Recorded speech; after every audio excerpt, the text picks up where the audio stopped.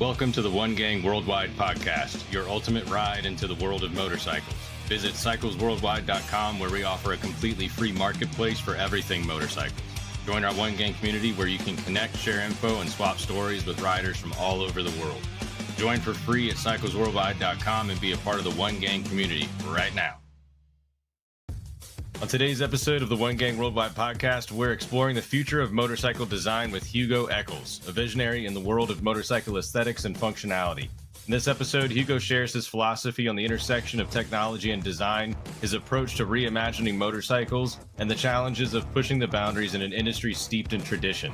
So kick back and get ready to look at motorcycles in a whole new light as we explore the art and science of bike design with Hugo Eccles, right here on the One Gang podcast.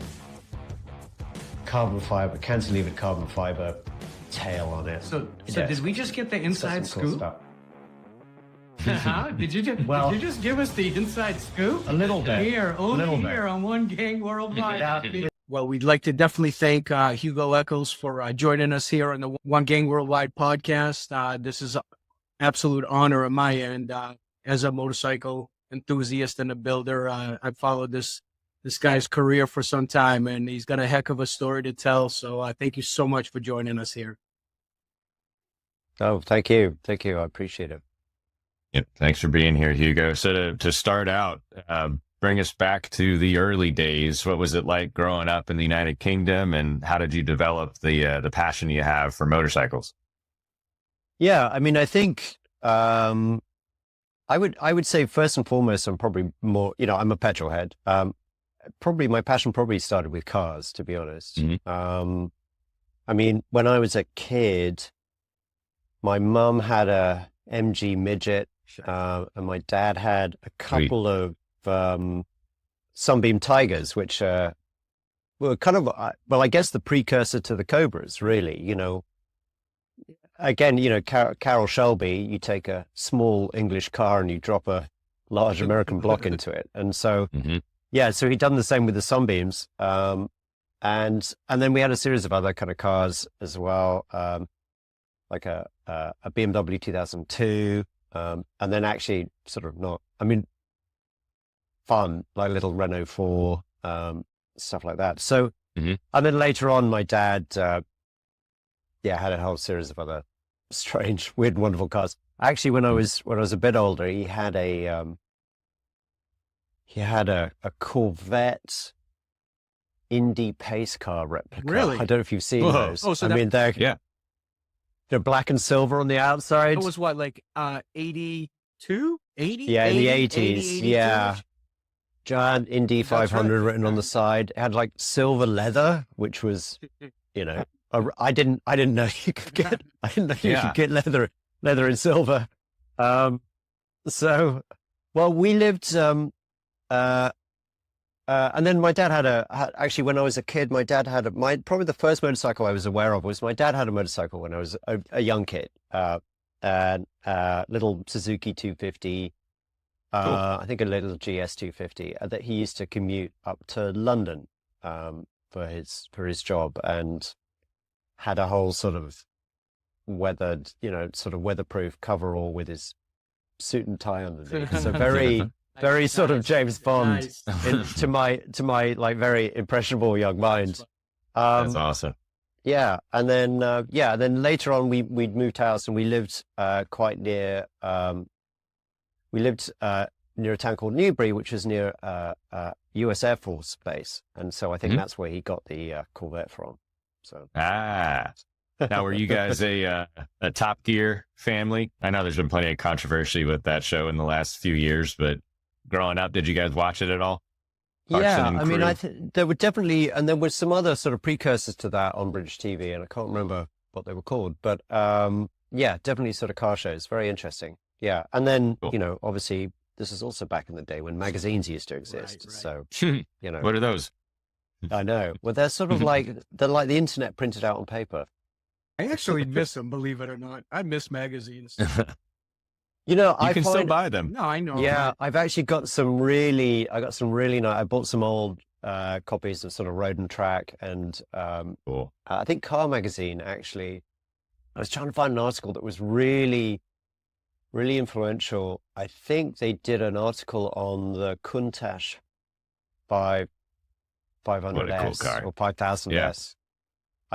There was this really, really iconic picture of, it was bright white, and the photo shoot was out in Tuscany or somewhere, and I'll have to dig the picture up for you somewhere, but they parked it outside a farmhouse, and there's this sort of Italian farmer walking past and looking back at it. Right. I mean, the thing they still look like spaceships. I mean, it's amazing that that design is, what is it now? 53 years old. I mean, was it 1970? Geneva Motor Show, 1971. That thing was launched. It's probably the most iconic design ever created on a vehicle. I mean, you can look back in posters on kids' rooms back in the day, in the 70s and the 80s, right? And still to this day, when you see one, even in a vintage or running through like an auction or something like that, you're like, God damn, this thing is just beautiful. Oh, I know. So cool. I'm a huge, we'll probably touch on, I don't want to like preempt some of the questions, but I'm a huge fan of that era. I really like the kind of wedge cars and stuff like that. And I think, you look at an original Countach, and I would argue they're better than the modern equivalents, to be honest. I mean, just aesthetically, I think it's a bit like, I was having a conversation with someone the other day about, there was a moment when I moved to San Francisco, and AT&T teased me with this, with the prospect of being able to run my iPhone 1 on a modern AT&T network. And I was like really excited because it's a bit like the Countach, like the iPhone 1, it always trumps, someone's got like, I've got the new 15 or whatever. And you're like, the original, got the original. The original's never, there's never going to be like a version 0. You know what I mean? Right. So, that slant nose design seemed to influence some future makers as well. I always got the feeling off of the BMW 850, that kind of like quick slope down to a nice solid stripe across the front, but nobody ever did it as well, in my opinion, as the Countach. So it was just, the Countach is amazing because it's, Marcello Gandini. And what's amazing is only 5 years previous to that, he pens the Mura, which is obviously much more in the sort of classical vein, much more sort of voluptuous. But there's only 5 years between the Lamborghini Mura and the Lamborghini Countach, which is kind of crazy, really. And obviously the Countach just changed everything. And then actually you mentioned like posters on walls. I just wanted to like drop it. There was a moment years ago in, I think the Hand-Built show in Austin, Texas. We were showing the Hyper Scrambler, the Ducati Hyper Scrambler, and this kid walked up to me and told me that he downloaded a high-res photo from the internet and printed a poster for his bedroom. And I to be honest, to this day, I think that's the most flattering. Really. Oh, I just think the moment like you're a poster on a kid's wall, it's amazing. I mean, honestly, I don't think I've done anything else to top that. That's I was cool. just like, I was a bit like, oh, no, I've just got something in my eye. My eyes are sweating. It was really, it was, really moving. That's because, like you said, that was all the stuff that we had. We had these posters on the wall. I mean, obviously they weren't all Countach, they weren't all cars, but pretty girls in cars. I mean, what else can a young teenager boy want on his walls? I think mostly, like Countach and Christy Brinkley, I think was like very formative for me. Nice. But no doubt. Maybe the Vector. What was your first? That was a strange car. No, not that we're getting into cars, but what was your first car? Yeah. Actually, weirdly enough, so I've lived in like cities most of my life. So I haven't owned that many cars. I've only owned 2 cars, both of them being Italian. The first was a Fiat Uno, which is a little hatchback, little 1000cc hatchback. And then later on, I worked, I was running Landor's design team in Ohio. It was headquartered in Ohio, and I had to buy a car. So I bought a 1975 308 GT4 Dino. Sweet. Nice. You still have that? No, I sold it. That's a great car. It, really lovely car. And again, it's the wedgie Dino. It's, and I think it's very similar in silhouette to another favorite of mine, which is the Lotus Esprit. Lotus. Um, So you That's wild how big that side hold on, panel hold on, is to Ben. step into the car. So I take it, That's nuts. Yeah. you're a Roger Moore guy over a Sean Connery guy. no, I definitely prefer Sean Connery. I think. All right. The reason I said you said the Lotus Esprit, man, and the first thing that comes to my mind is No, absolutely. Roger No, I Moore. mean, I think the first Bond film I saw was probably The Spy Who Loved Me, which has like the Esprit in it. And actually, I've seen it again, and like that film has not aged well, but the car is still amazing. I mean, it's difficult to watch as a film. It's a bit, Right. there's a lot of sort of casual sexism in there, and not so casual actually. But That's James Bond. but the car, but the scenes of it, up and in the on the Sardinian roads, and then as it jumps into the sea and then comes out on the beach, and so it's awesome. I know that's pretty cool. That's incredible. Yeah. it's still. And I just think, there's something about that kind of wedge aesthetic. It was so audacious. I mean, and another favorite of mine is again, it's a Marcello Gandini car, is the Alfa Carrabbo. Carrabbo's a beautiful. And that thing was built in 1968. I mean, that's 56 years old. I mean, absolutely mental car. But and they're not, and weirdly not, I would say, not sort of classically beautiful. I mean, there are definitely more beautiful cars. I mean, we mentioned the Miura, although I think the Miura is probably pipped to the post by the Alfa 33 Stradale. I would say it's probably one of the prettiest cars in the world. Yeah, no. Except maybe an Aston DB4 Zagato. There's a lot of good tell choices, man. I'm a bit of a car guy. Yeah, that's cool. What? I mean, I think that was my first passion. Really, was cars. I think. Yeah. What about the motorcycle side? What was your first bike? I had a Yamaha TZR 125, or TZR for those watching in color. Little. You could get it on a learner license and whiz about on it. And that was, I actually, my mum had bribed me not to smoke until I was 21, and I took that money and bought a motorcycle, which I don't think was actually the intention, but from one danger to another. She was a little disappointed. That wasn't quite what she had in mind. But and that was kind of the beginning of it, really. And then I had once I passed my test, you're kind of limited to like smaller bikes in the UK. I mean, then they're fast. So I had a Kawasaki ZXR 400, which is I think they're called Ninjas here, Ninja 400s, but I don't think you had the 400s here. No, not the 400. Really, actually prettier than the 750s. Green also, and there was was it green also? No, well, I was going to say there were 2 concurrent years where they actually made them in Europe. They made them in a plain metallic blue and then a plain metallic sort of claret red, metallic red. So I had a plain metallic red, which is actually beautiful because, a lot of those bikes that, the designers have spent so much time kind of sculpting the surfaces, and then they just get lost under this sort of camouflage of, stripes and multicolors and stuff like that. Decals and all that. All the decals all over it. So this was a plain metallic red ZXR 400. Beautiful bike. And then I had a couple of those because they were great. I mean, those things it was only a 400cc, but that thing would hit 120 miles an hour easy. Those bikes are fast. Yeah, they're really fast. And then actually I had a not sold in the US, I don't think. Ducati made a series of smaller super sports. I had a Super Sport 400.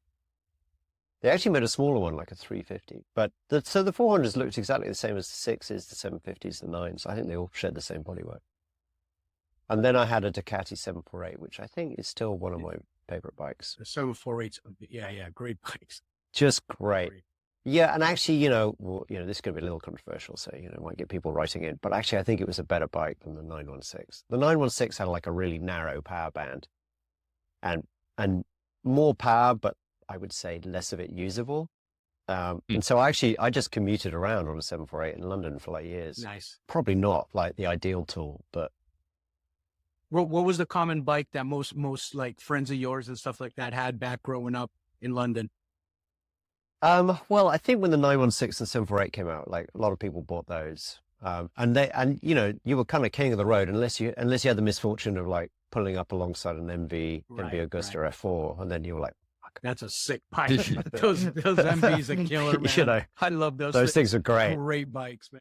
So they were design is so ahead of its awesome. time. I mean, Ducati and MV. I mean, you can't go wrong with either one. I think both make a beautiful. And then bike. you know, there's a really big motorcycle courier culture in London. So I think the kind of weapon of choice is mostly kind of stripped down GSXR 750s, 1100s.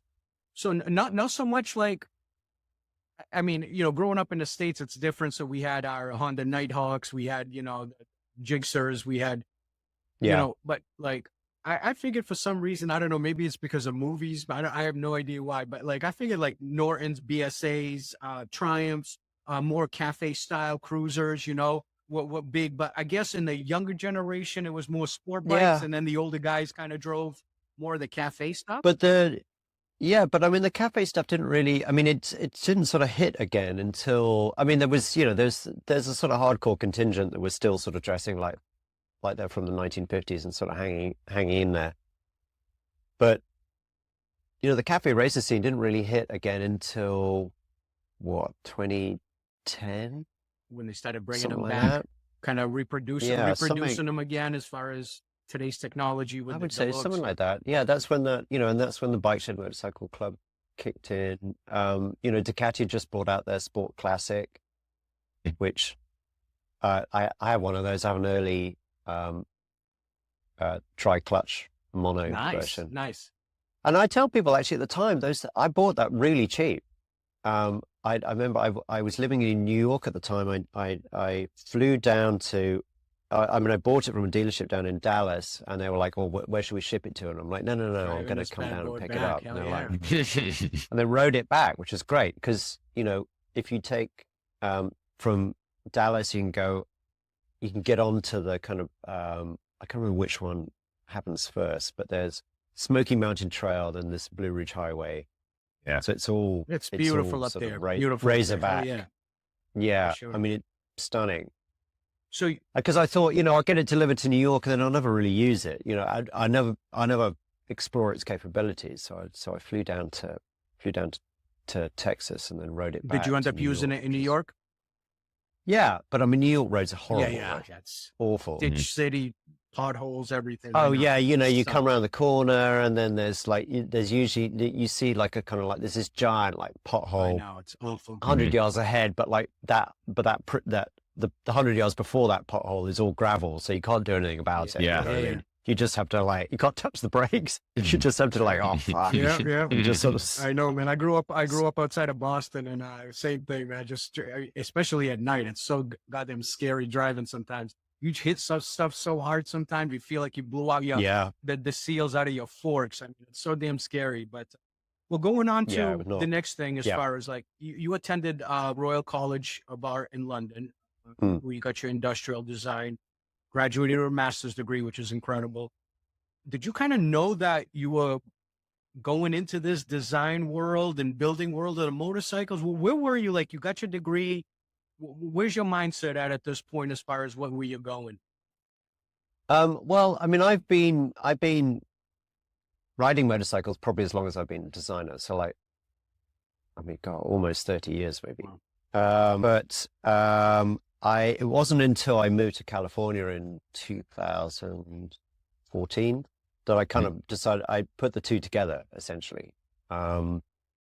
And it just seemed like, you know, the market was changing and it just seemed like a really good moment to kind of put those two things together. So, I mean, up until then, I'd just worked as a professional industrial designer. I still do, but, you know, so I worked at IDEO, the big renowned design agency, ran the design teams at Landor and Fitch,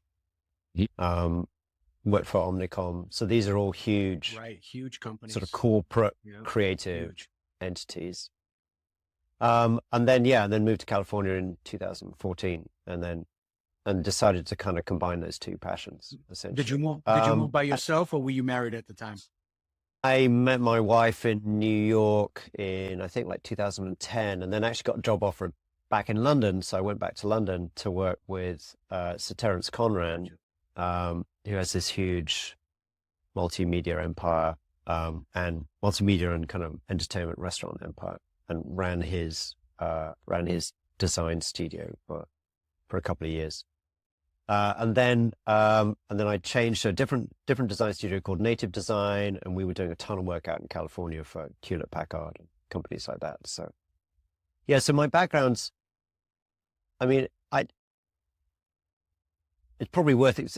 There is a sort of weird overlap between industrial design and automotive design or motorcycle design, in so much that, like, during those years, as a professional industrial designer, I've done tons of work for like Italian furniture companies and designed watches for Tag Heuer, done a lot of kind of consumer products, worked with Nike, designed super high-end kind of credit cards for American Express, and I mean all sorts of stuff. And then actually the motorcycle design is kind of like focusing a ton of that, but so, motorcycle has a bit of, there's obviously like form development, and then there's a lot of kind of controls and switch gear and stuff that comes from kind of consumer electronics and all that kind of understanding. There's obviously a lot of technology involved. There's a bit of kind of furniture design, there's a bit of lighting design, there's, so there's a lot of things I was doing as an industrial designer that I've just kind of focused into designing motorcycles. Was there a time where kind of like, sorry to cut you off. Was there a time? I mean, you're working, you got these incredible gigs with these monsters, Nike and Tag Heuer and all these big companies. Where was that point where you kind of started transitioning? Do you remember that point in your life where you're like, you know what? I think I'm going to kind of try this thing out, see where it goes. Yeah, I mean, I've lived in the US for about 18 years. So yeah, when I was working for Landor and Omnicom, that was in the US, in Ohio and New York, respectively. But I was on a pretty typical kind of work visa. And then when I returned to the US and moved to California, I was then married, and my wife's Canadian, but has an American passport. So I was then on a green card, which basically means I didn't have to have an adult job. I could pursue motorcycles. Because before that, I had to have like a proper adult job. Right. So you had to be a good citizen. Basically, yeah. I had to justify my presence in the country, whereas I don't have to so much. That's funny. Yeah, so that was probably the transition, yeah. What drew you to the field of motorcycle design specifically? Well, like I said, I mean, I've been writing for probably like 30 years, like as long as I've been a designer, really. But also kind of been a petrol head, and I've always been really interested in kind of vehicle design. But I think just moving to California sort of precipitated that. And motorcycles are just, I mean, on a really pragmatic level, motorcycles are just easier to work on. They're smaller, projects are kind of quicker. I suppose the kind of like working materials are kind of cheaper. You can rent a smaller workshop. Right. But also I think in California, like there's just, this amazing motorcycle culture as well, because we've got basically all year round riding weather. Sure. And in, San Francisco's really fun because it's not a very big city. I think the metro population is like 800,000 people or something. It's not even 1 million really. But what that means is you can be out of the city and in the canyons in like about 20 minutes, which is kind of unheard of really. So yeah. So I think, motorcycles are just easier to keep, aren't they? You get through traffic. And I mean, I've always ridden motorcycles as my sort of daily vehicle, just because I don't really have the patience to drive a car, Yeah. quite frankly. Sure. Especially in the city, You know. for sure. Yeah. Now, Yeah. obviously, automotive influenced your career. Do you Yeah. have any designers and builders specific to the motorcycle industry that impacted your career? Or Yeah, I inspired? mean, well, I mean, mentioned a few, you know, I mean, car designers, sort of Marcello Gandini, who did the Countach and the Alfa Carrabo, Giorgio Giugiaro, who, you know, did a number Bless of, you. yeah, who did I'm sure any Italian listeners are like, oh, I completely butchered that. But, you know, I mean, he designed, I mean, amongst other, I mean, he designed the original Volkswagen Golf, but also some amazing stuff. Like, I mean, one of my other favorites is the Maserati Boomerang, which is just, you know, incredible car. Yeah, so that, I mean, you know, Tamburini, who did the Ducati 916. And then actually, strangely, I was looking it up. One of my other favorite bikes I think from the 80s, I guess, maybe 90s, you know, the Suzuki Katana. Interestingly, that was actually designed by industrial designers as part of a competition originally. I can't remember. Really? Yeah, I think it was a German design firm called Target, I think. Target Design. Interesting. Yeah, I think Suzuki had done a competition and they submitted it, and then it got a ton of obviously positive response, and then actually became a production model, which is really interesting. So that's quite, you know, there is quite a long history of industrial designers working on vehicle design. And then I think it's especially come to the fore recently with the dawn of electric, which I'm sure we'll get to. But I think there's a certain skill set that industrial design has that's different from traditional automotive design. And I mean, obviously I'm a bit biased, but I would argue perhaps better suited to those challenges. So For that reason, yeah. And actually, the Katana was one of the best selling bikes for Suzuki during that period of time. I remember in the States, a lot of my buddies were getting those Katanas that they were reasonably priced. Harley Davidsons were way too expensive and they were hard to get. And a lot of these guys were jumping on them, and I've ridden them multiple times. I've always enjoyed them. They're fun. I mean, anything is fun to ride, but when you got some performance behind it, it's even better. So, I mean, they're hugely iconic as well, aren't they? I mean, even to this day, I mean, they're, you know, I mean, all their sort of contemporary, you know, all their contemporaries have sort of disappeared, but Katanas, I mean, to this day, very distinctive. Yeah. All right. So you kind of say I can be a little bit of a, let's say I can devour my path a little bit towards motorcycles. You're at this point in your life.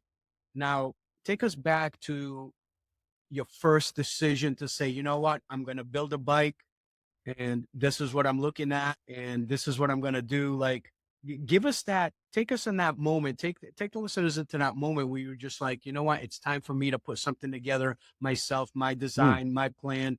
Take us through that whole action of like what you did as far as the design work, what inspired it, and take us through the actual build itself.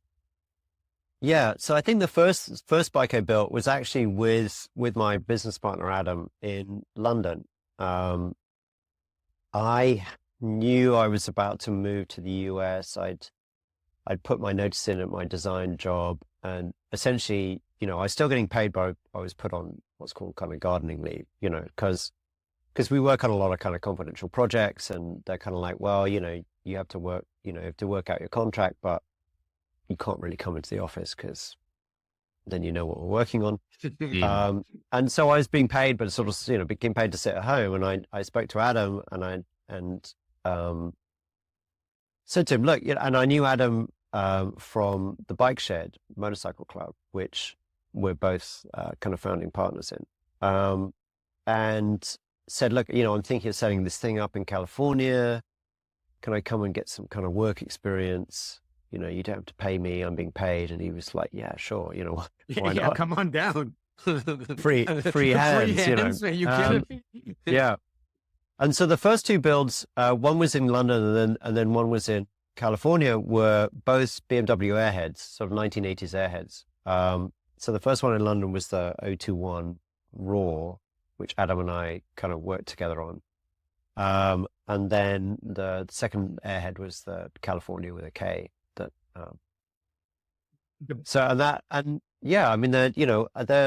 especially the California was very much sort of trying to, I would say less sort of raw innovation in a way, but more imagining. And this is a theme that kind of that emerges later. Imagining a sort of alternate reality where, like, if you took those designers from the 1980s but gave them 2020s technology or 2010s, mid 2010s, 20-teens technology, like, what would they do with it? And so kind of trying to keep the original design intent, be respectful to the original motorcycles, but update them with modern technology. And sort of put yourself in the kind of position of the original designers and go, well, they probably wouldn't want to have like turn signals that are size of small side plates, et cetera, And so just really kind of keep the essence of it.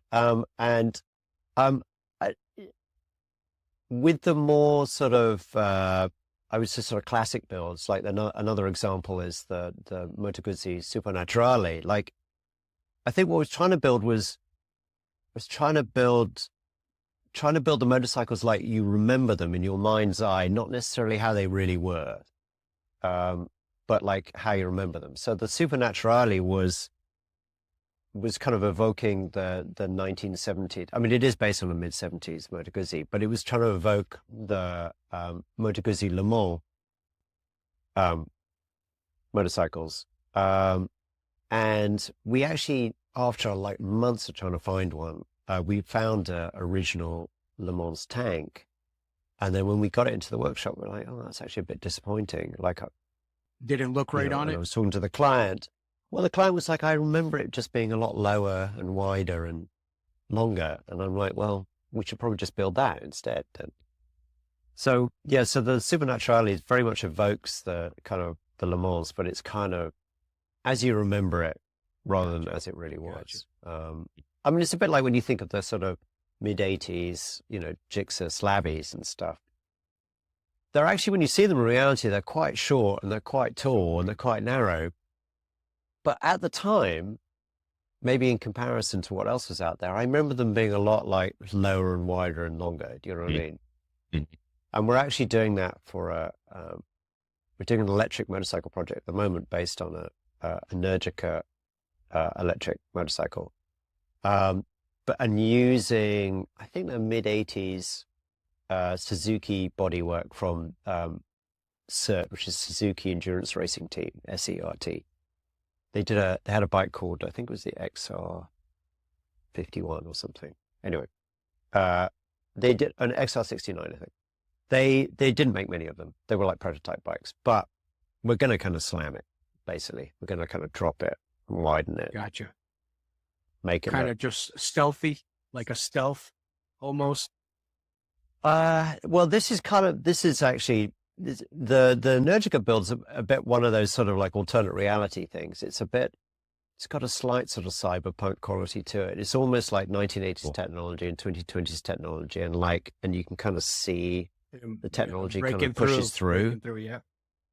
Yeah, so there's some of the sort of like the inverters and stuff, which are actually really beautiful objects in their own right. They're all like machined aluminum and stuff like that, kind of pushing through a bit like an old sort of supercharger or something like, That's cool. I think we might do the classic kind of twin headlights, but one of them is probably cut out and is going to be a sort of yellow lensed incandescent. Absolutely, man. And then the other one is all going to be Frenched in, and it's going to be this sort of LED grids that sort of... What a cool concept. The two headlights is so such an undervalued thing on these sport bikes. It is unbelievable. Everybody's gone to that one light. I get it, the sleekness of the fairing and all. That two light system was so beautiful. I don't know. My roots come from the old stuff, so it's like, history. Yeah, no, the Gixxers with the sort of bubble, the bubble cover on it, like just awesome. Yeah. But actually, I also think there's a safety, there's a sort of practicality to that, because actually twin headlights at least gives I think car drivers have great difficulty like judging how fast a motorcycle's approaching, and it's Sure. really difficult with a single headlight. But with a double one, you see those 2 points come apart, and you're like, oh, okay, that's perception. actually Wider perception, of course. that's actually coming up on That's me right. quite quickly. That's right. You know what I mean? And then you've got the kind of width and stuff. I mean, the 916748 had those beautiful double headlights, Beautiful. which are like sort of like beautiful eyes, which I suppose they still got in the Panigales and stuff. What was some of Yeah. the challenges you faced building your first bike? Like, let's just go. Let's go and just strictly talk about Yeah. the first initial build, right? Because everything is a trial and error at that point in time, between parts that you're doing and the fabrication that you're doing and the things. Yeah. So you're doing things like what's some of the things that you ran into that kind of like challenged you a little bit, but yet made you go back to your degree that you got as far as Right. getting it right the second time? Well, I mean, I think I was lucky in so much that I would like the first build really was sort of like a co-build with Adam. So like there was a bit of, that led me a bit of confidence. But I would say the challenge is probably the same with every build, to be honest. I mean, there's a moment where you're like, you need to commit to it, you know what I mean? Right. And there's a moment where you kind of like, fuck it. And you just cut the tail off or something. And then you're like, okay, it's done. Now I have to do something about it. You know what I mean? You always have to force yourself to do it. The rear rail is always the first to go, and then you're like, You're just like, well, is okay, it you're short like, enough? okay. Is it long enough? It's like, Yeah.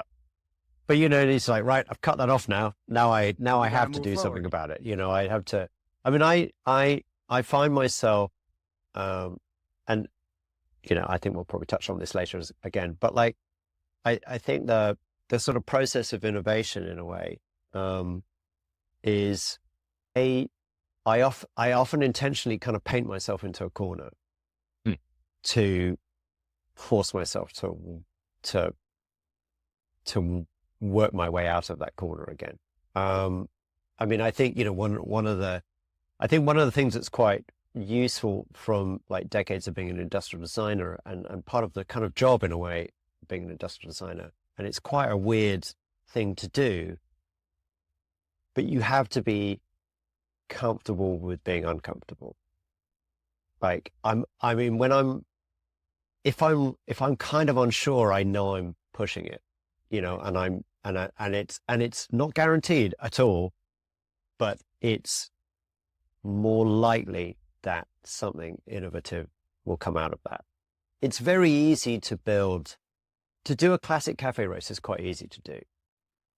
I mean, it's kind of paint by numbers in a way. I mean, there's a list, yellow headlight, single headlight, there's a sort of short list of tanks that you use, short tail, loop, blah, blah, blah, blah, blah. I mean, it is literally, you just sort of go down and there's some interpretation, but it's kind of like you just tick all the boxes. Whereas I think, designing something like the Hyper Scrambler, I mean, I was like, well, I've sort of followed the process and it all makes sense to me. And I think it's kind of interesting, but I mean, that was a badass. someone might just think, I mean, some people did. Some people were like, what the fuck is this? Right. Which actually is fine, to be honest, because I think the worst result, the worst response would just be like, nothing. But some people loved it and some people like really hated it. I mean, some people get really hot under the collar about some stuff, almost to a kind of like, threats of physical violence. Well, Kind of like, dude, come on. We call them armchair quarterbacks. They've never built anything, but at least it's never great. Done anything, but they're the first ones to judge somebody who has. Yeah, I know, but they're experts. Yeah, they're experts. I mean, and that's the thing. I'm not really ever critical of like other builders, to be honest. I mean, Everybody's got. I mean, a their lot own of stuff is talent. not my taste, and that's a different conversation. But I think just the effort to like do stuff. Are you a type of builder that sits and designs something on paper first? Do you invest a lot of time in that? Because we've there's different types of builders out there that see it on paper first before they can put it onto, and then there's guys that have that vision in their mind. They just start cutting and doing what they need to do and kind of put it together from there. where do your strengths lie? Well, how do you usually attack the build? Yeah, I mean, I would say probably because of my industrial design background, but there's a lot of pre-planning. I would say I'm sort of somewhere in the middle, actually. I mean, most geniuses are. Like, I'm telling you, most guys I've talked to in this industry have been in this for 20 years in the custom building side, and have talked to some of the best builders and well-known builders around in the States, not so much overseas, but I've asked them this question, and it's been important to me because I look up to these guys as far as like how they work. And they said, it's a little bit of both. It's not 100% concentrated on one, and it's not 100% concentrated on the other. Yeah, no, I would agree. I mean, I think I mean, because sometimes, I'll get I think that, there are two sorts of projects that I tend to work on. Like there are the kind of private commissions, and then the client often has a very kind of clear idea, has an idea of what they want to achieve. And then we can kind of help them get there. And a lot of that's just detailing and some nice stuff. And then other types of projects are often like with brands. The challenge sometimes is they're like, what are you going to build? And I'm like, I don't really know until I strip the bike down. And then there's a sort of, I don't know what the bike's going to tell me what it wants to be. The bike kind of tells you in a way. I mean, by way of an example, the Hyper Scrambler, which is based on a Ducati Scrambler, 800cc Scrambler. I'd done some sketches and had some ideas. They're all quite conventional and stuff like that. But then when we got the real bike, this is 2015, so they'd just been released, so it was quite difficult to get hold of one. But when we got the real bike and pulled all the bodywork and all the plastic off, which, with modern bikes takes ages. There's so much plastic on stuff, plastic over another layer of plastic. Mm-hmm. I don't really, especially with Ducati, I don't really understand when they do that, because like the motor is genuinely pretty. But anyway, stripped it down to kind of like the rolling chassis, the frame, the motor, the wheels and everything. The Scrambler has this tubular trellis frame. It's probably the only Ducati that still has a true trellis frame. And that's one of the kind of the icons, one of the iconic features of Ducatis, or used to be. Mm-hmm. And so it's like, well, we can't cover that up again. I can't cover up that lovely frame. And so, and the frame kind of tapers from the middle of the bike towards the headstock. And so that kind of created this slightly tapered tank, with angled sides on it. So Beautiful. It all kind of matched the geometry of the frame. So that sort of was dictated by the frame itself, not by me. It was more me kind of like just being open to it and responding to it. And then I had a kind of seat that was kind of, sort of awning board, kind of flat-sided seat. And it just looked really weird. And so it's like, well, it kind of makes sense to taper it outwards as it goes towards the back, so it lines up with the tank. And then when you got to the headlight, you were like, well, everything's literally kind of like pointing towards this narrow vertical thing. And so in a weird way, the bike kind of designed itself, I felt like I wasn't trying to sort of impose something on it. Like I was maybe in a way kind of like revealing something that was already there that just hadn't been noticed. You know what I mean? So cool. Speaks but then, to you.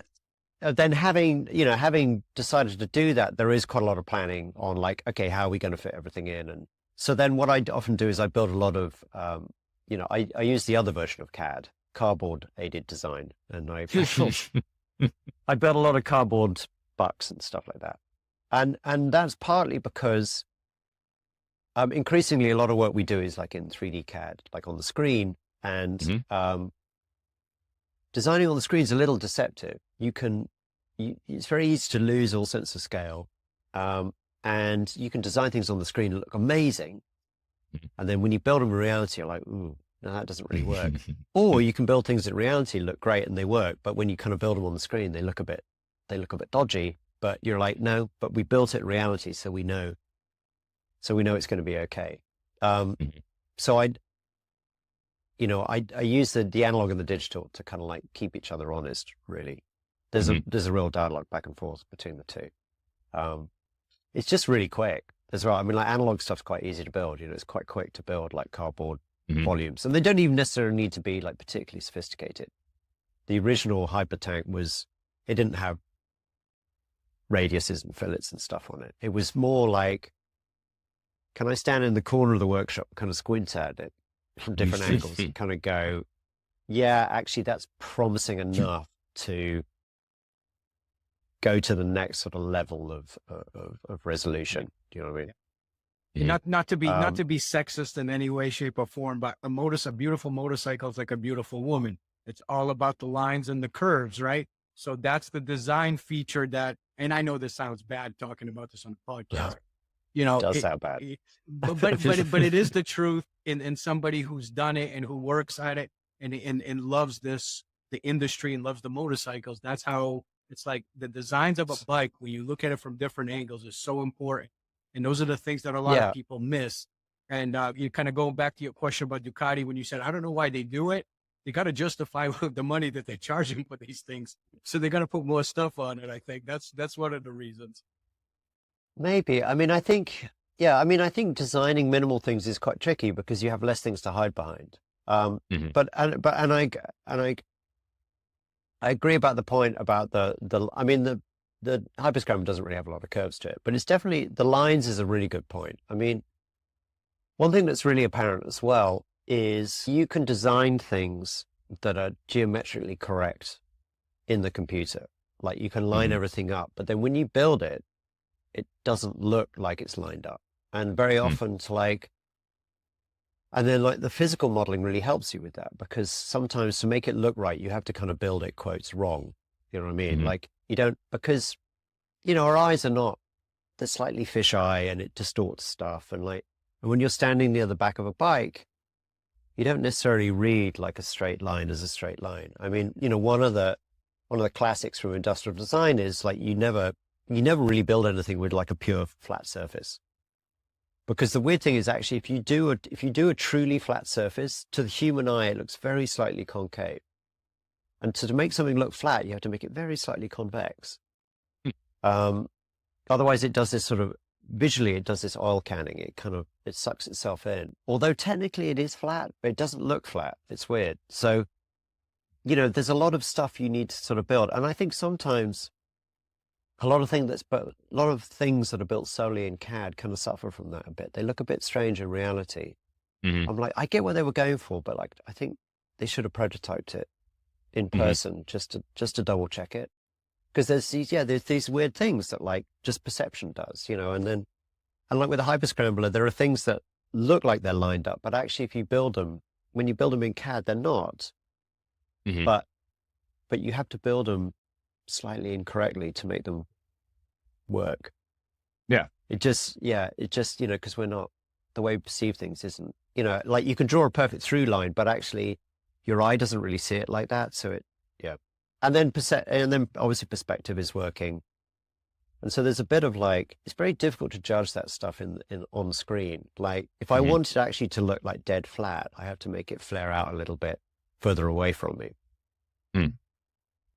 You're never going to notice it because it's going to look flat. Right. But if you didn't do it, you would notice it. So it's like, I mean, I suppose that's one of the nuances.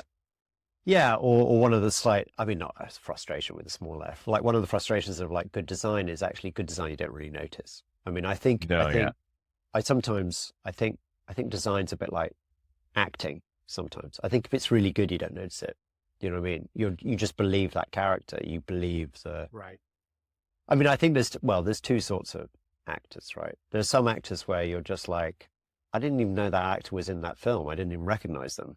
They so inhabited that role. And then the other one where it's always, Clint Eastwood's always Clint Eastwood, you know what I mean? So lack of method acting.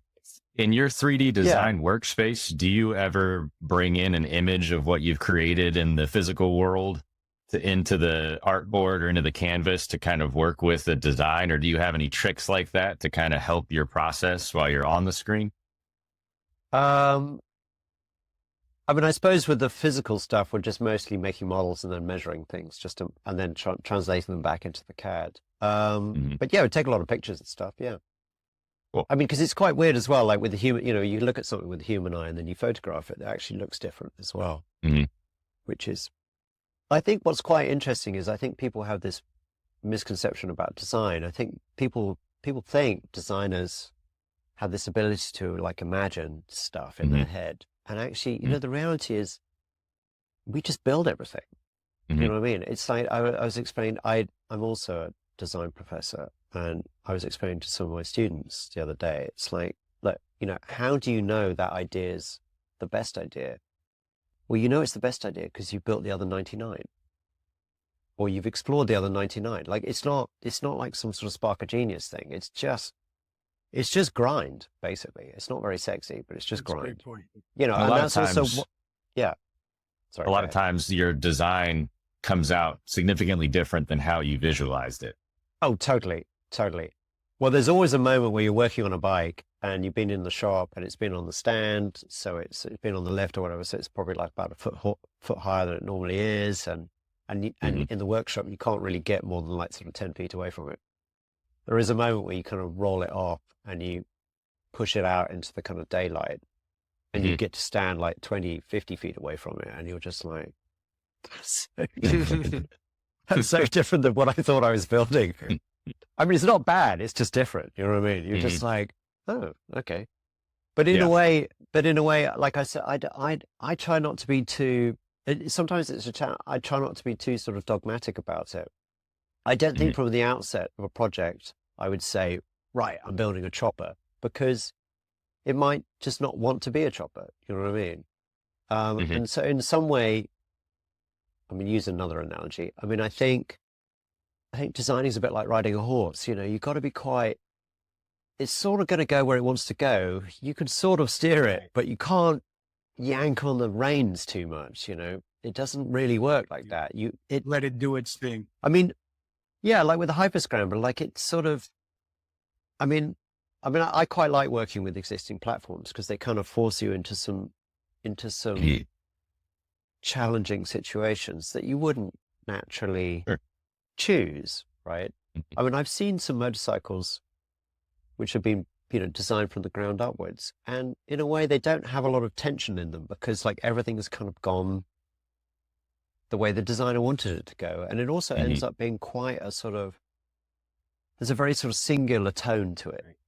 You know what I mean? It's like one voice and it's a little dull. There's no tension in it.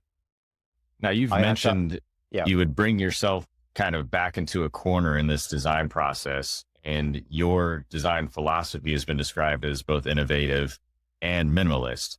So it's kind of an interesting dynamic. And I think you kind of touched on how you've developed that approach and how it impacts your design process. Could you go into that a little bit more? Well, I think with designing, you're trying to be kind of true. Well, I mean, I've always made a kind of distinction between designing and styling. I mean, I would definitely call myself a designer versus a stylist. Right. And sounds better than a stylist. Well, they're both equally valid. They just do different. They just do very different jobs. I mean, I think a stylist is more about aesthetics and the such like, than sort of gestures and that. Whereas I think a designer is more trying to get to the kind of fundamentals. I mean, I think again, like I said, I mentioned I'm a design professor, but as I'm training industrial designers, I think there's two things that people have a lot of misconceptions about design. I think people think design's all about the solution. I think the real trick of design is getting the question right. There's a lot of designs that are creating the correct answer to the wrong question. And I think also actually if you're doing design right, you're kind of, what we're really doing is we're writing the play and then creating the props. We're not kind of creating the props and then writing the play. Do you know what I mean? So actually we're really crafting stories. That's really what you're doing, or narratives, or there's some sort of rationale or reason behind that object. And I think that's probably the distinction between like design and styling. I think styling it's aesthetics. It's very beautiful. it's forms, but ultimately a little empty. There's not a lot of, I just, when people say, oh, this car is inspired by like a charging bull or like a shark or something. And I'm like, yeah. What's that got to do with commuting to work? Yeah. I don't really understand. And I think that's why a lot of people admire your ability between blending and functionality of the motorcycles that you build. I think that's some of the beauty. I know the first time that I saw one of your builds, it was the Supernatural, and my passion has always been old American bikes and old English and British bikes, right? But when I saw that Moto Guzzi you built, it brought kind of like that old school with the new.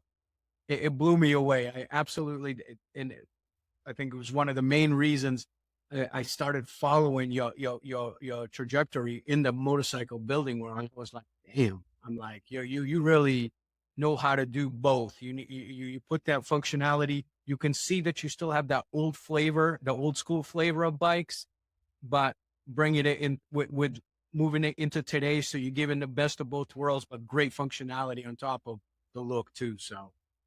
Oh no, thank you. I appreciate it. I mean, I think you touched. Yeah, I mean, I think a lot of your job as a designer. I mean, and I'm talking maybe more like, as a professional industrial designer is, I mean, really fundamentally, we're kind of like, our clients want to have their cake and eat it, right? Basically, Mm-hmm. You know what I mean? Yeah. They're kind of like, I want a classic, but to the Supernaturale, I want a classic bike, but I want all the kind of benefits of a modern bike. And it's like, well, how do you do that?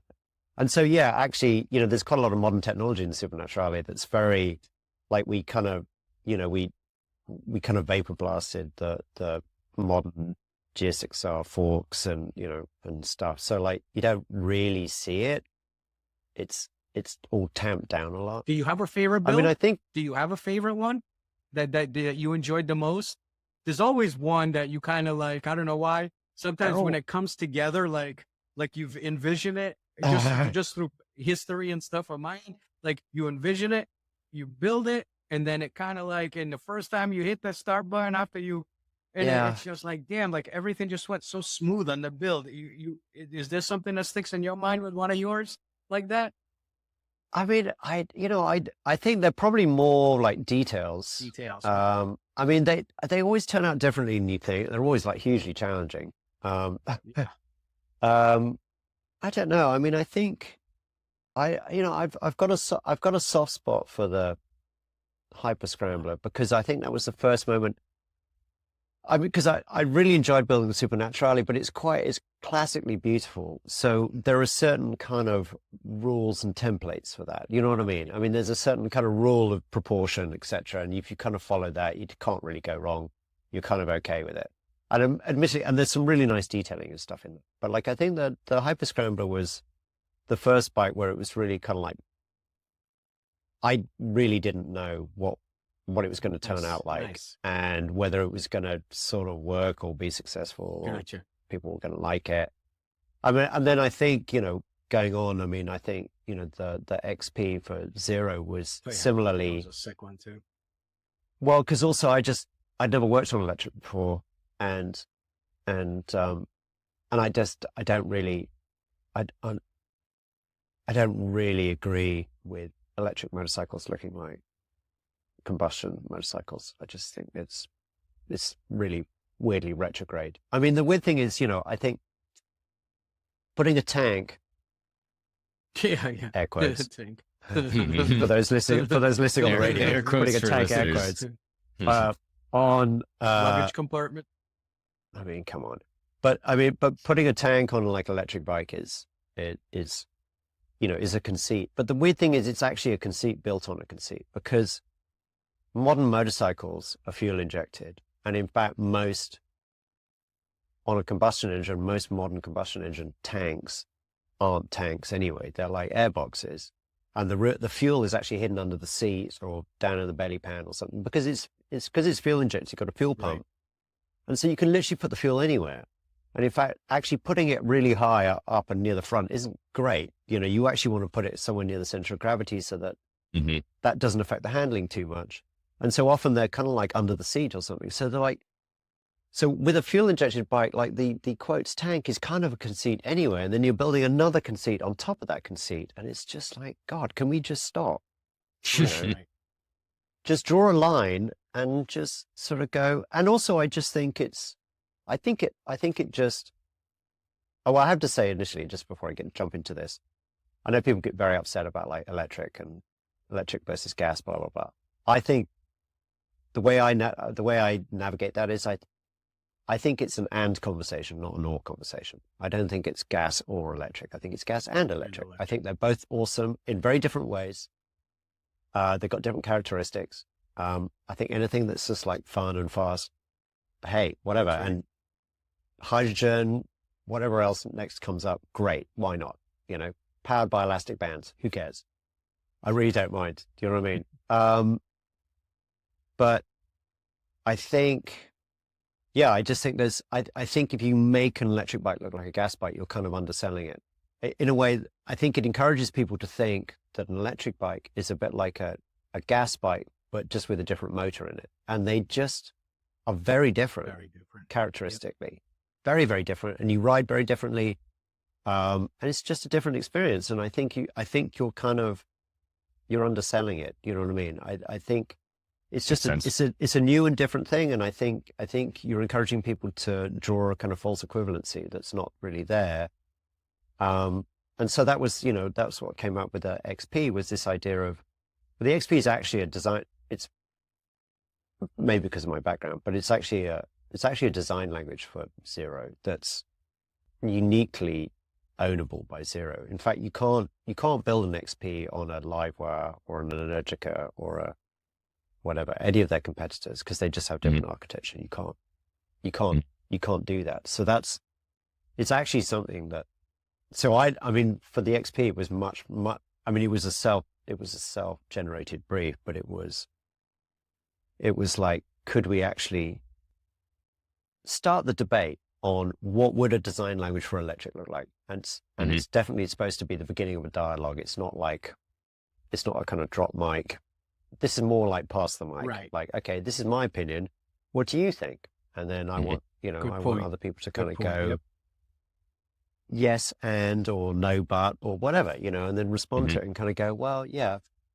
And so the thing I'm really inspired by, and there's some relevance to this because we're working with Harley-Davidson Livewire, their electric sub-brand at the moment.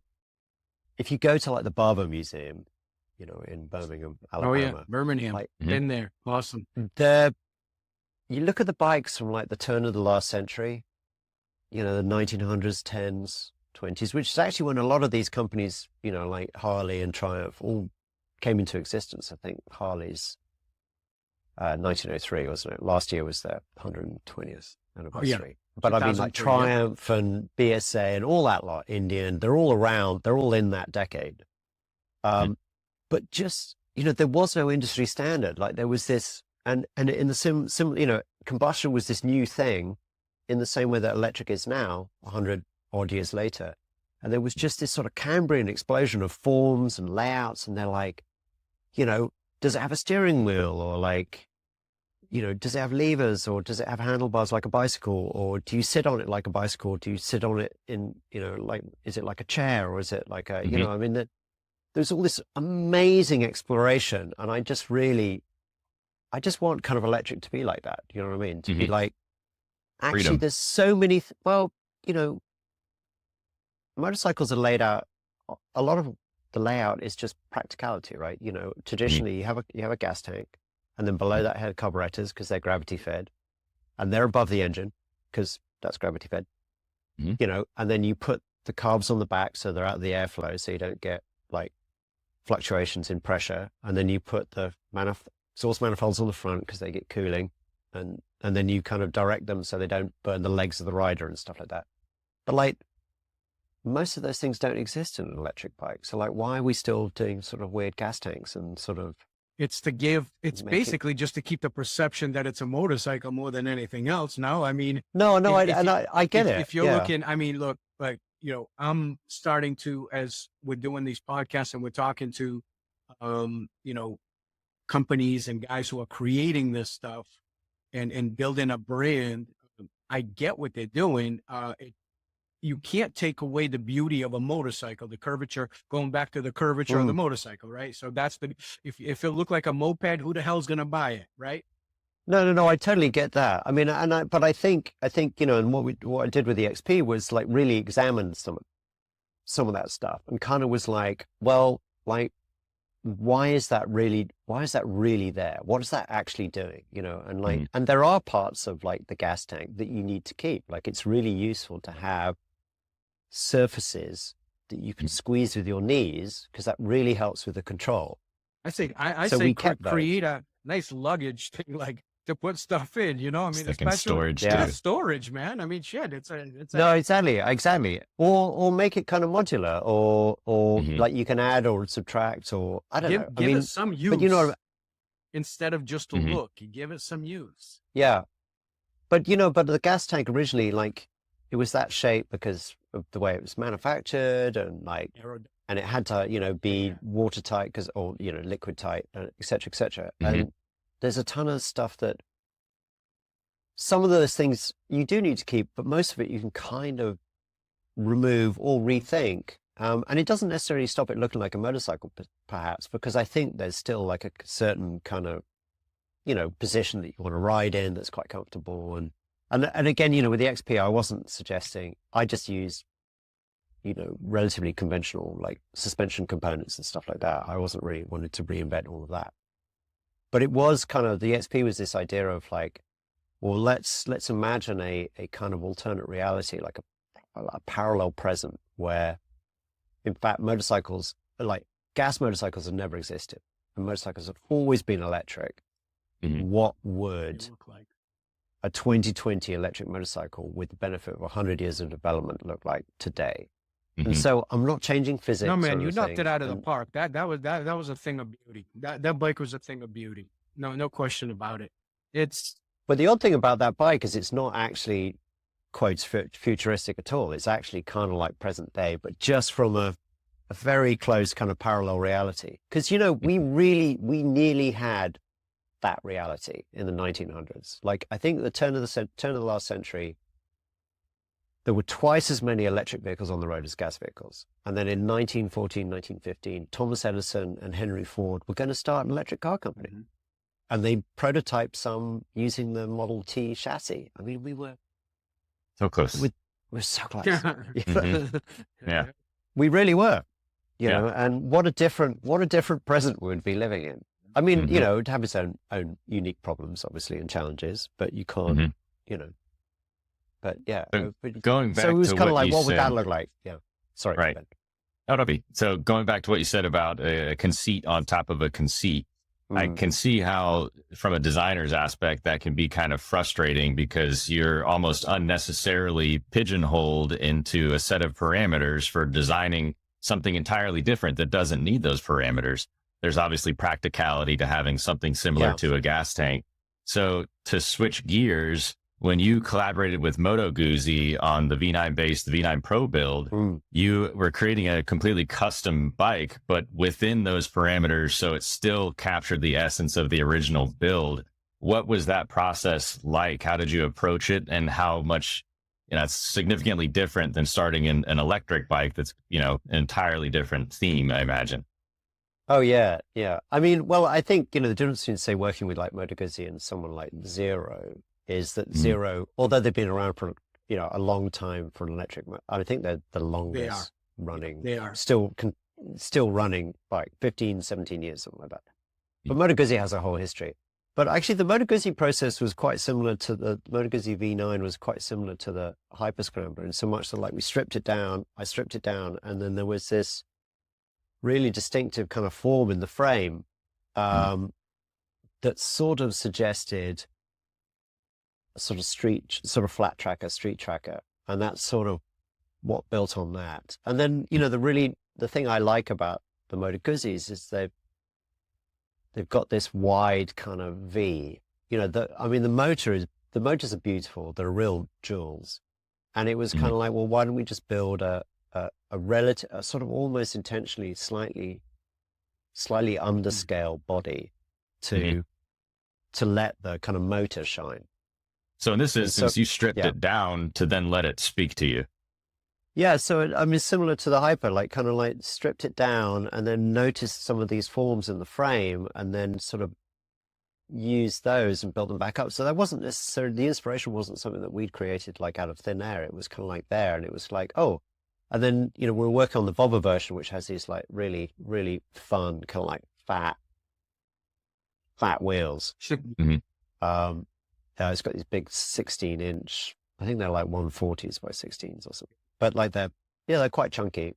And it was just, and then actually the kind of big body with the little, or the sort of big motor with the little body reminded me of, I think it was a Hanna-Barbera character called Magilla Gorilla, which is like a big gorilla with like a tiny, with a tiny little hat on his head.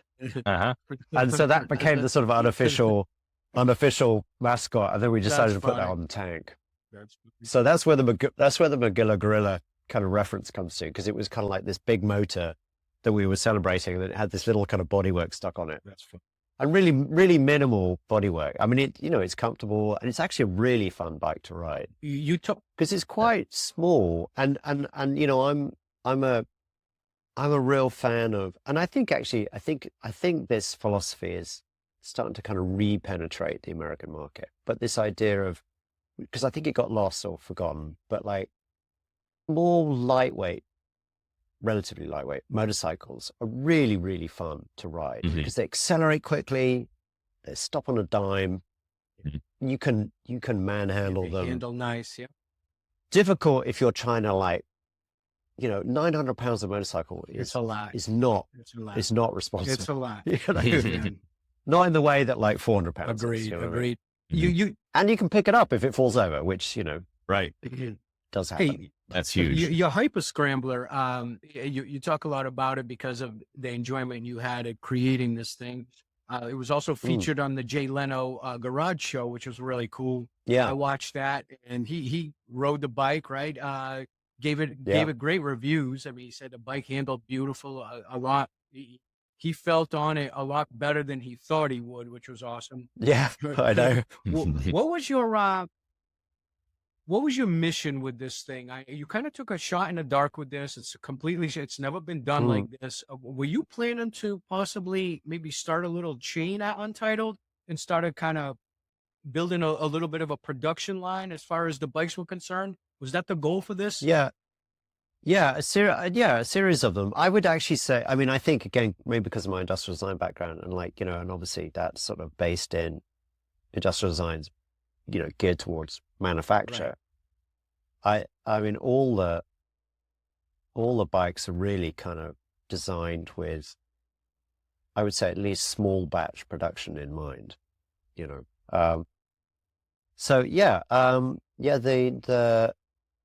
we did a whole series of sort of color and kind of livery kind of explorations with the Hyper Scrambler, which are really interesting. And we're actually just in the final stages of finalizing. We're in the final stages of a kind of generation 2 of the Hyper Scrambler, because that was sort of like our mule. And actually, I've been riding that for probably the past 6-7 years, pretty much as a daily rider. It's actually, I mean, you touched on something there. I mean, I think, the XP is a bit like this as well. Like, surprisingly comfortable and usable, actually. I mean, you wouldn't think that it would be as easy to sort of ride on a daily basis, but actually really surprising. Minimalistic and innovative, right? Isn't that what they call you? So, well, yeah, the minimalistic thing really, I mean, maybe just, again, partly comes from, there's Colin Chapman, who founded Lotus Cars, had this really great phrase, simplify, then add lightness. And again, I think it's, I mean, one of the simplest upgrades you can do to a bike is just reduce weight, I mean, it improves the handling immediately. It's a real, it's a virtuous circle. Whereas I think often, adding weight to well, not just motorcycles, but any vehicle, really, cars as well, is a kind of vicious circle, you know, because like the heavier it becomes, the bigger motor you need, the bigger the brakes you need. And it just, you know, heaviness begets heaviness, and it becomes heavier and heavier and heavier. But lightness actually works the other way. Like the moment you start stripping stuff off, you can run lighter brakes, you can run, you know, blah, blah, blah. It really helps. So, Jay was wonderful. Like that was so much fun. We went to he has a series of sort of warehouses, near Burbank Airport. Well, they're old aircraft hangars, I think. He has like 3 of them or something. Yeah. The main warehouse, or the main sort of showroom, warehouse, whatever. It's not really a showroom, but like it's 2 hangars kind of knocked together. I mean, it's really big. I mean, you can barely see the other end of it. And then he has another one across the road, which is his kind of like service department.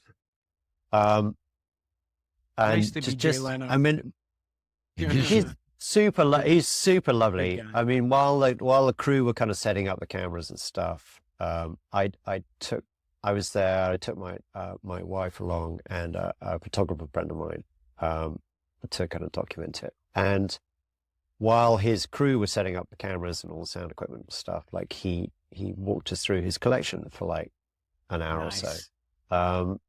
And he has this amazing, I mean, I think what's really nice about Jay Leno's collection is it's very eclectic, but it's just stuff he likes. It's not stuff that is an investment or is valuable it's just, so it's really eclectic and some very strange stuff. I mean, he also has like an amazing collection of, I think he has the largest collection of Brough Superior motorcycles in the world. So, wow. Yeah, he has like 20 of them or something. Like, you know, a lot of them. There aren't that many knocking around anymore. No, they're making their comeback now, though. Yeah, because Brough was, I think, Lawrence of Arabia's chosen motorcycle, I think. I mean, they were the Lamborghini motorcycles in their day, or the Ducati, I suppose. And he was super lovely and like just talked through everything and just and there's just some great stuff there. And then, you know, got to like talk about it, and then he rode it, and yeah, it was just, and then actually I wrote him I sent him a card, through the production company, like just a physical card saying, you know, thanks, really appreciate it.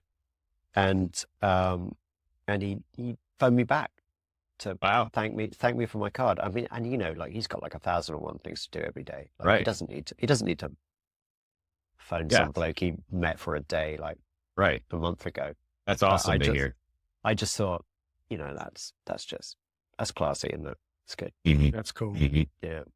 I was like, yeah, you didn't need to do that, but it was very much appreciated. Mm-hmm. So, yeah. So with all the custom motorcycles you've built, they often do tell a story. Do you have any memorable stories behind any specific builds and how they influence the final design? I mean, I think we've touched on some of that already. Yeah. I mean, I think they all, I mean, I tend to work on existing platforms, which, and again, maybe that's from my industrial design background. I think that's generally more realistic. That's generally what happens, right? It's like someone has, you know, developed a platform. I mean, the XP came from that. I mean, so the XP was the first bike. So, Zero subsequently started this kind of Design the Future program, but the XP was the very first one in that program. And actually, I was lucky enough to get access to the pre-production motorcycle something like 8-9 months before it went into production. So we were like in super secret lockdown in the workshop, and everyone had to sign an NDA, and it was like really, it was really intense. I was like super paranoid. That's crazy. about showing it to anyone. And that was amazing, really. And what an opportunity, you know. And it was kind of like the first electric I'd done, and early as well. I mean, it's picking up again. You can really feel it with electric, you know, the last year. But like sort of 2019 was like, oh, this is gonna, you know, the 2020s are really gonna. And then obviously COVID hit, so that kind of COVID kicked everybody's ass for some reason. Put a sort of 2.5 year pause on that, but it's certainly picking up again. I mean, like the momentum of the electric stuff is so Well, quick. wanted to wanted to ask you a question. I mean, you've been. Well, what's cool is there's a lot of people in this industry, custom builders, so on, but your work's been recognized and awarded internationally. I mean, you've been featured in some fantastic magazines, some fantastic shows. It's got to be incredible on your end as far as, you know, being appreciated some for this fantastic podcasts. But hey, how do you feel about the recognition, and like, how has it impacted your career and your thought process going into the future with all this happening? I'm sure when you set out to do this, you were doing this just because you wanted to create, because that's who you are. You want to put your design out there and so on. But now all of a sudden it caught wind, it caught fire. And now you're being invited to Jay Leno Garage, which is an incredible feat, in my opinion, because if he likes something, like you said, he's a man of his own taste, right? So he doesn't just like what everybody likes. He likes, so that's a great feeling in itself. Oh yeah, and we were due to go on again. I mean, we were scheduled to take the XP on. That would have been Jay cool, Leno's man. Garage. That would have been cool. In March 2020. 2020. Yep. And that's crazy. That's great. I mean, literally like a week before California that's shut crazy. down. That's crazy. So how has it impacted your career as far as all these great things that have transpired without you really even seeking it? You were just doing it because you're a builder, you're a designer, you're an engineer. Yeah. I mean, how did that come about, and what's taken place since? Yeah, I mean, obviously the recognition is lovely. It's really, it's sort of humbling and unexpected. And you know, we've got a lot of recognition for the things like the Supernaturale, which, you know, won some awards in its own right. I think it's a bit of a double-edged sword in a way, though. I think that's kind of why the Hyperscaler was such a punt, because I'd had quite a lot of recognition and, like, you know, positive response from like the Supernaturale, and it would have been really easy to just sort of keep doing that. And I've had this a couple of times, and it was, you know, I mentioned I'm working with Harley-Davidson Livewire at the moment, and that's kind of off the back of the XP Zero. How did that come about? How did that Harley-Davidson whole thing come about? Did they reach out to you after they saw something? Yeah. Okay. Can you take us a little bit into that? Like, they're a big fan of I think they're a big fan of the XP. Nice, yeah. And so actually the brief was pretty broad. It was kind of like, you know, the XP is to the Zero SRF as the Livewire one is, you know, is to ... So it was kind of like you sort of do the same thing. Well, you do a similar thing, but it's obviously very different because Zero don't really have a heritage, which is great in a way, because it gives you a huge amount of freedom, because you can kind of build anything. But then it also kind of you don't have a lot to get your teeth into. Right. And then Harley is kind of the opposite problem, where it has like 120 years of heritage. And, you know, and that can be really tricky to navigate as well. I mean, the one way of navigating that is, you know, I mentioned this before, but we sort of have created this sort of imagined alternate reality where Harley's always made electric from the get-go. And then, so actually what that allows me to do is kind of cherry pick from their heritage, but without having to be relatively faithful to our reality's version of that. I can kind of play with things. That's cool, man. I mean, I think a real heyday in their history was, I mean, actually just really interesting period was the 1920s. I mean, you know, dawn of the modern era, jazz age, aviation, so much stuff. But like at the time they were building board trackers, and board trackers are board trackers are a very American typology. We didn't really have them in England. You know, they're kind of quintessentially American. And so some of the idea was, what if we develop board trackers for 100 years? What would they look like now? Right.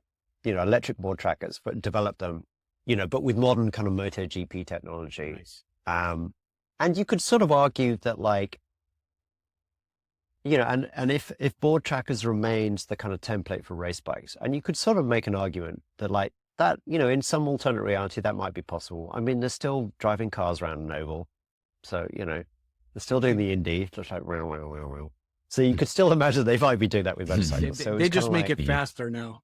That's all. Yeah, no. So it's kind of like what happens if you sort of take a board tracker, but then we're building like a machine, it's not going to be, we're not die casting it, but the production version would be a kind of die cast aluminum monocoque, and then it's got this kind of cantilevered carbon fiber tail on it. So did we just get the inside scoop? Did you just give us the inside scoop? A little bit. Here, only here on One Gang Worldwide. without you get Harley-Davidson. Without giving too much away. Yeah. That's awesome, dude. Thank you for that. That's cool. That would be cool. So that would be really cool. I'm sorry to interrupt. I think no, it's fine. I think the sales of the Livewire have been horrific here compared to others for Harley. And that's only because it's too new age. And I think that's, I think you've got to bring a little history into it. Like you're saying, bring what Harley comes from and then stick the battery in there and at least give it some form of that American feel and look. And I think that would help. I think it's a different American thing. I don't know if electric suits a kind of chopper aesthetic. I mean, also a chopper aesthetic is very pared down. Whereas I think what's quite nice about board trackers is they're quite boxy, right? And that kind of suits the aesthetic that you're kind of forced to work with, boxy because the technology, sleek. Is quite boxy. But back, I mean, sort of continuing this conversation and sort of pulling the kind of recognition conversation in together. I think the real challenge, a challenge with recognition is it's quite addictive and it's nice. It's nice to receive it. You know what I mean? And I think I think the recognition should be a byproduct, not the name. And actually, I think with Livewire, it would have been relatively easy to do a kind of rinse repeat of the XP. Because then you're like, oh, well, I'll probably get the same sort of recognition for that. And that would be nice and really reassuring. And I get a warm and fuzzy feeling from that. What's more difficult, which I did do, was kind of take all your winnings and push all the chips back into the center of the table. Good. You know what I mean? And really roll the dice on it again and kind of go, this might be amazing, but it could equally be an absolutely monumental fuck up. You know what I mean? Look, we don't really know. We don't know yet until we release it into the wild.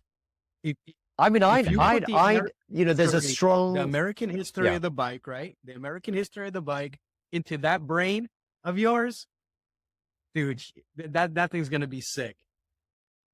I mean, like we're saying about creating stories and stuff. I mean, there's a reason / rationale, I suppose, in sort of brackets, story for every detail. And I think it holds, in my mind, it holds together. And I spend a ton of effort. I mean, I would say when I'm building a project, I probably throw 80% of my ideas away. Wow. Because you're trying to get everything to kind of hold together. And there are some ideas that are brilliant and you're really happy with them, but they're not appropriate for that application, or they don't really fit with the rest of the narrative. And I mean, it's a bit like the XP, and same with the Livewire project. I mean, I could probably build half a dozen bikes from all the ideas. They're just those different paths that we could have taken. This one, I kind of decided to pursue this particular kind of board tracker. I'm stoked. I can't wait to see that neo board tracker thing.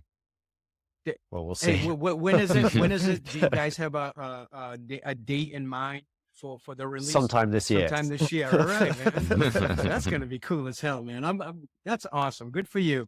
I mean, we were really hoping to get it done. We were really hoping to get it done for Sturgis last year, but we got let down by some suppliers. Gotcha. So the goal is Sturgis. Well, the goal is Sturgis this year. I mean, that'd be awesome. Yeah. we'll have to see. Yeah, Sturgis, or maybe we'll try to like send it out to like Goodwood or something like that. Awesome, man. Awesome. Yeah. But yeah, so I mean, I think so the accolades are really, really great, and it's hugely satisfying and very kind of like humbling to get all of those. But yeah, it's I think sometimes it's a bit of a double-edged sword, because then it can be kind of like, oh well, I could just do that same thing again and I just get more. But then that's sort of diminishing returns, and I think I mean, and lots of people have very good business just doing the same thing over and over again. That's fine. But I think my background is more design, so I'm yeah. You're always trying to pushing it. You have to push the envelope. That's why you are recognized as one of the creative minds in the industry. It's for that reason, is that you push things that most people are, if you're comfortable doing the same thing, great, man, that's cool, but like I drive through you drive by any of the dealerships these days and it looks like a Kia dealership. Every motorcycle looks the same with a different color. There's no, I don't know. I just, yes, performance, technology is great. I'm not taking anything away from that. That's top of the line. I mean, it's amazing stuff. What's the individuality? Where is that? Like you go to anywhere and everybody's got the same bike, and it's like, well, this is the challenge with electric, actually, because with combustion engines, the kind of like the form and the character is pretty much defined by the motor. Like Harleys are kind of the way they are because their V twins are kind of narrow, the longitudinal, which means you can create certain shapes but can't create other certain shapes. They've got certain kind of performance characteristics which sort of make sense to make certain types of bikes and not other types of bikes. And the same with like Ducatis and Honda inline fours and blah blah blah. But the challenge with electric is with programming you can kind of make it do anything. I mean literally, the amazing thing about the XP and the same with the Livewire is like, I can be on the highway and I can make it behave like a Goldwing. It can be like a kind of V6 with no, virtually very low level of kind of engine braking, what's called regen. Because having a really choppy throttle is really annoying on the highway. But the moment you take the exit to the canyons, literally at the press of a button, you don't have to stop. Like just as you're rolling, you can make that thing now behave like a KTM thumper. Do you know what I mean? And it's cool. So that's not the defining characteristic anymore because they're, because it is like, I mean, that's the other amazing thing about electric is it's kind of like half a dozen bikes in one. I can have a super, super well-behaved kind of commuter during the week, and then I can just make it act like a Panigale, at the weekend. I mean, that's the other amazing thing about, electric is that the XP makes something like almost twice the torque of a Panigale V4. Wow. Which is like just mental, basically. You know what I mean? I mean, and it's all on tap. Right. You pull out, you punch it. I mean, that's why the XP looks a bit like that, because it really felt like flying a jet. It was just like, it really is extraordinary. And because you're not changing up and down gears, you have little short straightaways and you can get that thing up to 100 and down again. Right. And then, you can leave braking really late because you're not having to change gear. All you're having to do is shed speed. And it's sort of weird not having gears, but one of the benefits of not having gears is because you have no gears, you kind of have all the gears as well. So you can dive into a corner. Sometimes that's the thing. You dive into a corner and then you realize it's a switchback and you're like, oh shit. Right. I have to I'm kind of leant over, but I have to kind of like drop a cog and and then feather it back in and try not to break the back loose or anything horrible. Electric, you're always in the right gear. Doesn't matter. And it's got that torque. It'll just pull you out of it. So you just like dive in, you get it around the corner. So you're concentrating on all the steering and stuff and like the flow and the smoothness and the fluidity and stuff. And so you end up actually riding really smoothly and, and slow is smooth and smooth is fast, as they say. Yeah. And then suddenly, I mean, I think one of the drawbacks of electric is you actually have no sense of how fast you're going. Yeah. I mean, you can look down and you're like, I should not be approaching this corner doing 90 miles. Yeah. I drove the only electric bike I've been on is the Livewire. I've driven that one, and it's fast. It's fast.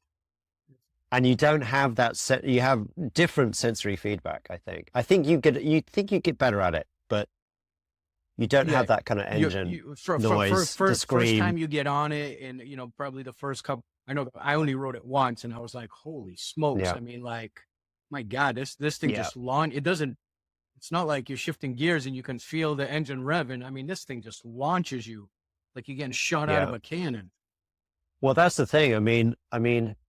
I think the Livewire. I know more about the XP because I'm more kind of on top of the stats on that. But like the XP, I think on a regular road, we'll do 0 to 60 in, I think it's like 3.7 seconds or something. Mm-hmm. But that's real world conditions. I think that's based on cycle world doing it. You strap that thing down to a dyno, it'll do 0 to 60 in like 1.6 seconds or something. Mm-hmm. It's actually interesting. I've done it on the dyno, and you throttle it, and then you watch the display try to catch up. Oh, no kidding! Because it just there's no in between. That's right. Can't change the numbers fast enough. Wow.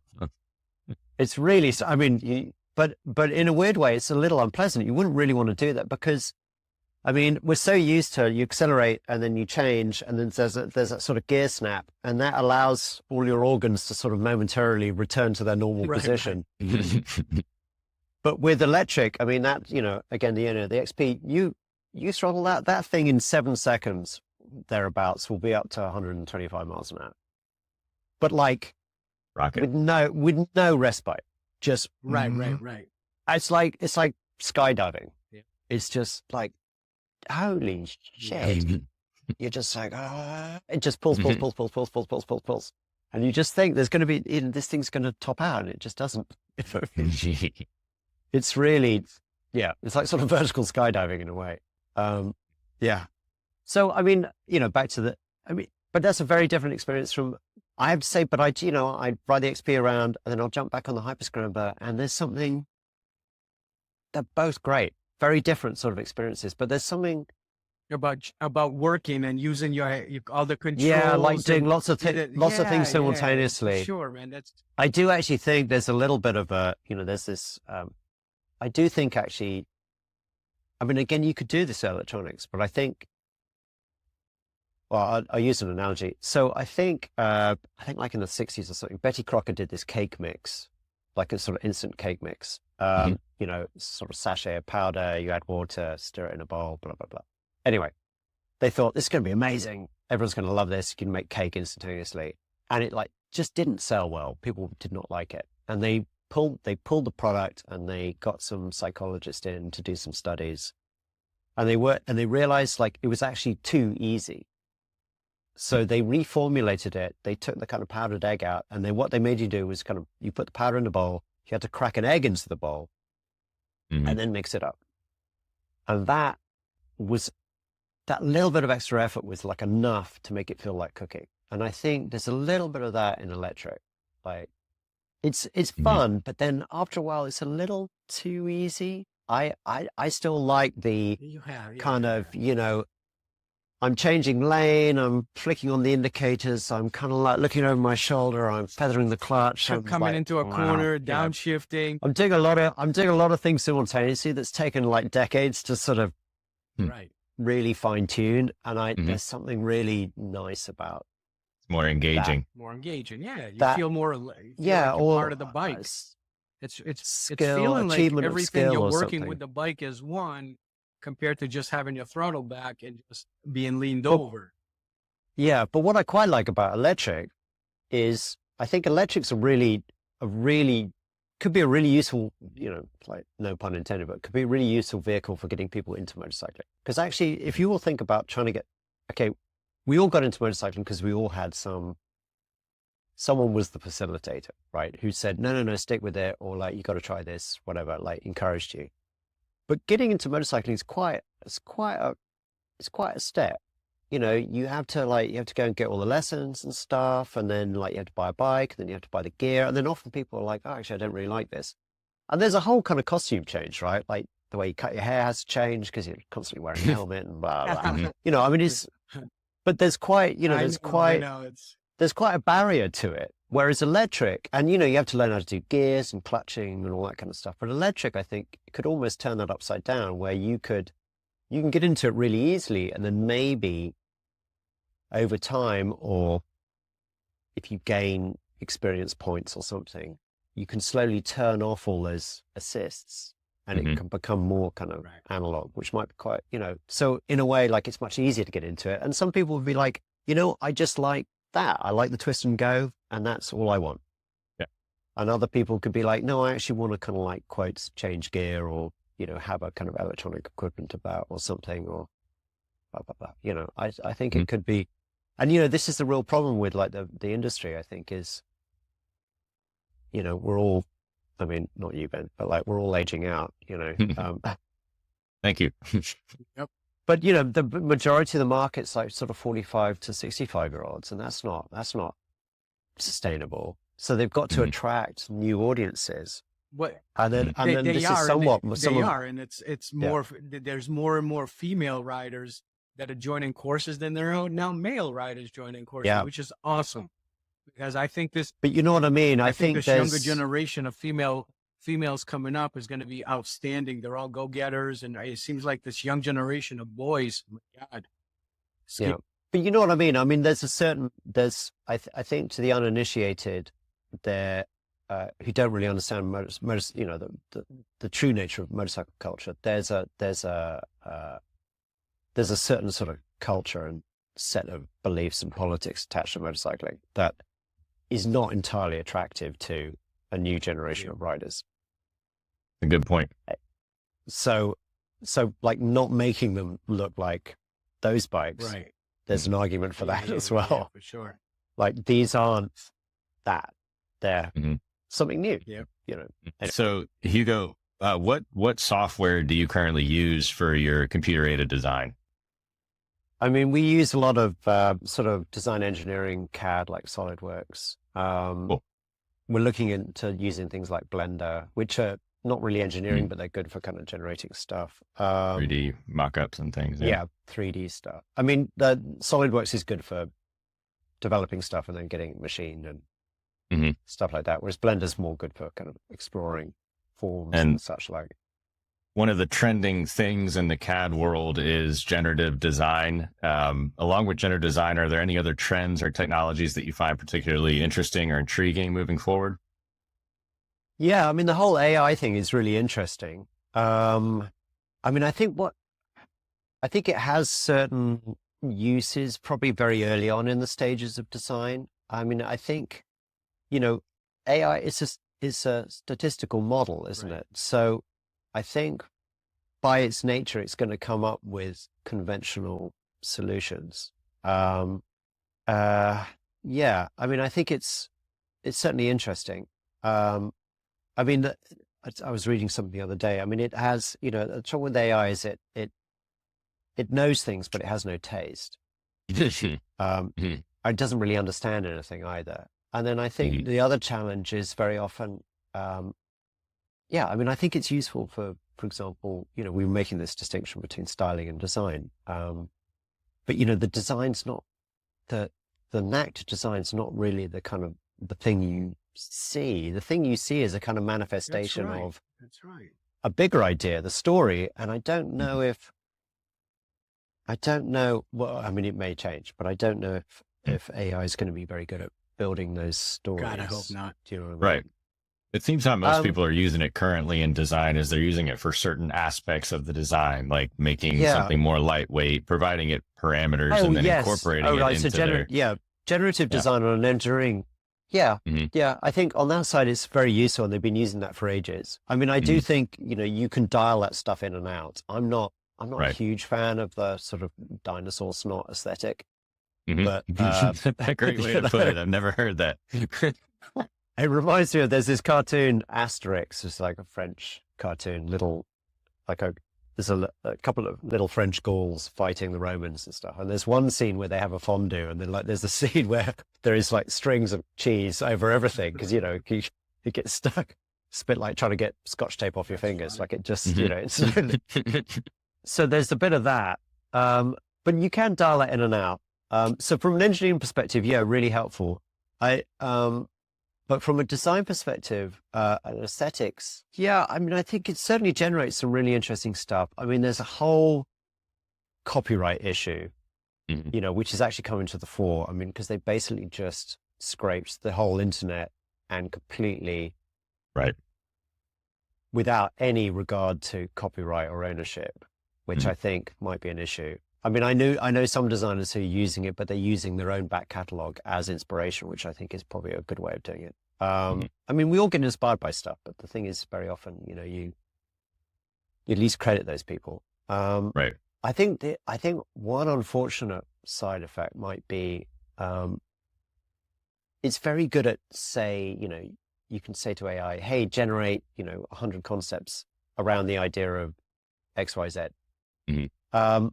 That's typically what you would give interns and junior designers. And I really hope that doesn't remove those roles, because those are the future my concern, senior and design directors. My concern with that stuff is it's going to stop having people be creative and stop thinking.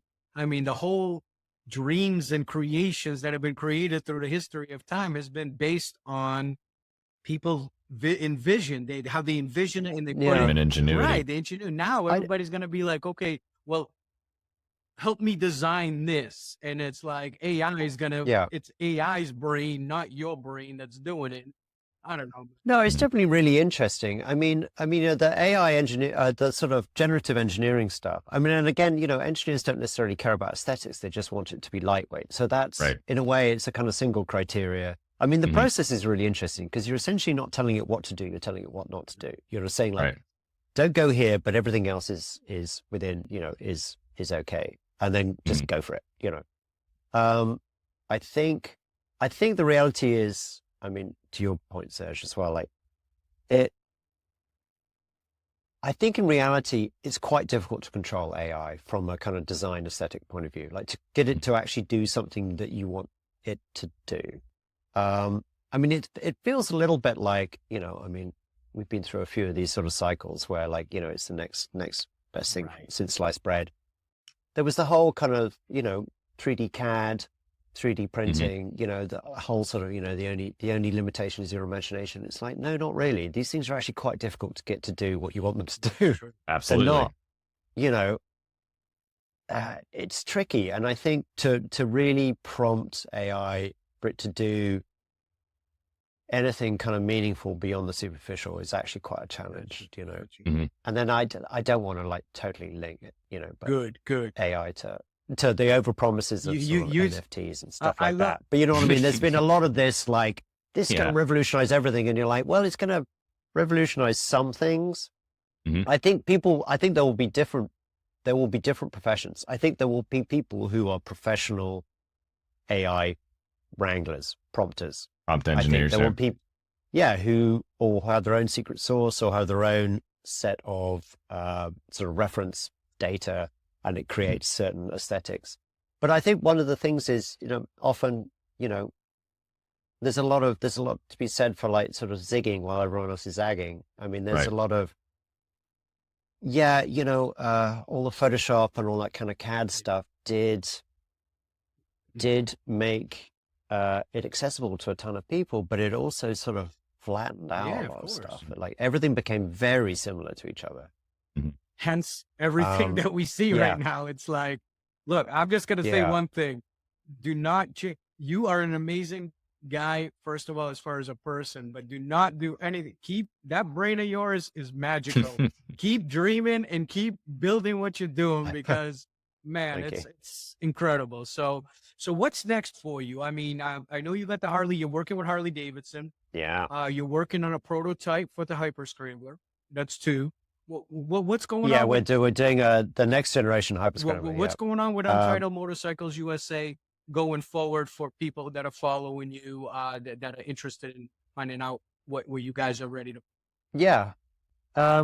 So we're working with, we've got a really interesting project with a private commission for a client who's an amputee, and we're building a motorcycle. Nice. We're building a project on a Aprilia Mana 850, which is it's an automatic 850cc. It's got a big kind of CVT, constant variable transmission on it.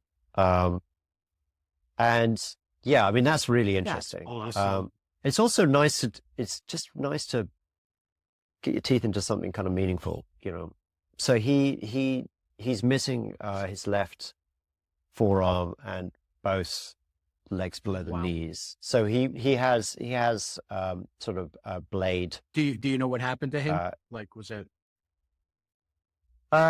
Yeah, no, he just had an unfortunate accident when he was a kid.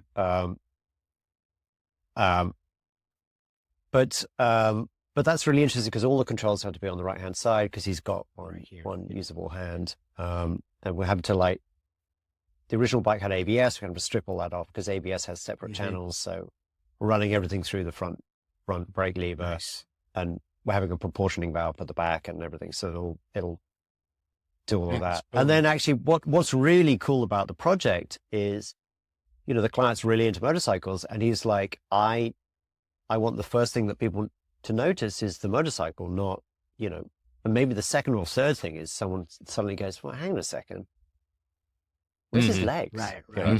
So we actually got this amazing brief to create this really cool bike, you know, and not this sort of pity party. Oh, can't wait, man. That's cool. So where are you as far as, did you guys have kind of a end date on it when it's gonna be released? Yeah, I mean, that's been in development for a while, but that should come out sometime this year as well. I mean, we may stagger some of these because we've got, you know, COVID created a backlog of a number of projects, you know, that sort of, because we didn't have access to a lot of, like, the fabricators and other kind of other people that we collaborate with during COVID. And some people, you know, unfortunately just went out of business or retrained. And so that created a bit of a backlog. And then we're working on another client project based on an Energica electric bike. That's the kind of 80s, 2020s sort of mashup that we're talking about with the twin headlights. Can't wait to see that. Yeah. Then we're, you know, we're sort of talking to the likes of Cake and Land, Verge, and Rivid, they're all electric. Electrics, yep.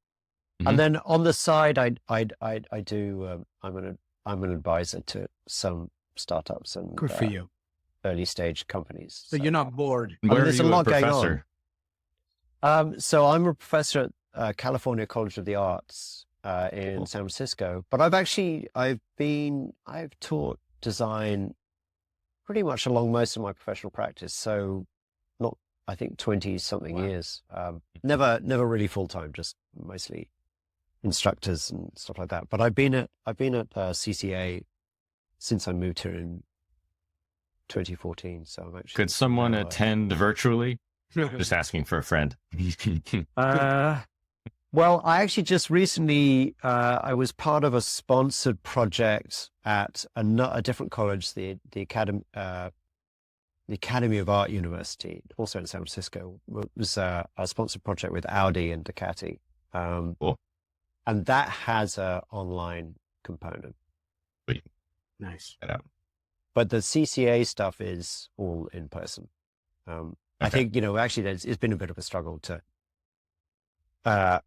we've been very keen to go back into person. Like the online stuff, especially during COVID, was a bit of a headache. You just got to make things. Yeah, you got to do it. Right. Person. Yeah. And actually, I mean, AAU is great as well. They've got, you know, they're much more automotive based. They've got like lots of clay shops and 3D printers and big CNC machines and stuff like that. So, yeah. So what advice would you give for listeners or watchers who have dreams and they're on the ledge? They're either afraid to take action or their peers, friends, family are telling them it's the wrong thing. What would you say to those folks? Well, yeah, that's an interesting story because I've been in industrial design for like 30 years, been an industrial designer and worked for some of the biggest consultancies in the world and had always been a motorcycle fan, been a passion. And there was, I think for years I had this sort of, I sort of had this sort of idea that like, oh, well, maybe I'll go back to college and study automotive design, and then I could like do kind of, design motorcycles. And then I think when we moved to California, I was having this conversation with my wife, and she was just like, well, why don't, she was like, this might be a bit of an odd question or a stupid question, but like, you love designing, you love motorcycles. So you thought about designing motorcycles. And in a way, it was just, that actually kind of was a real catalyst, because it was like, you know what, I actually don't need someone else's permission to do this. A light bulb moment. No, and it's weird, right? You look back at it and you go like, what the hell was... Right. Yeah, of course I don't need anyone's permission to do it. I can just go try it, But I think if someone wants to get into it, I think just try it. I think there are definitely ways of doing it. A lot of design's about sort of mitigating risk for the clients and stuff like that. But I think there's low cost ways of getting into motorcycle design. Prototype things. I'm a big fan of cardboard prototyping. There's other materials are available. But I just like it because it's kind of cheap and fast, and like it's sort of it's not messy, and kind of do it at home. If you're doing small things, crack open a couple of beers and just build stuff on the kitchen table. But I think, but we touched on this a bit. Even now, like there's always a moment in the project where it's just, just make that first cut. Just get the saws on and go.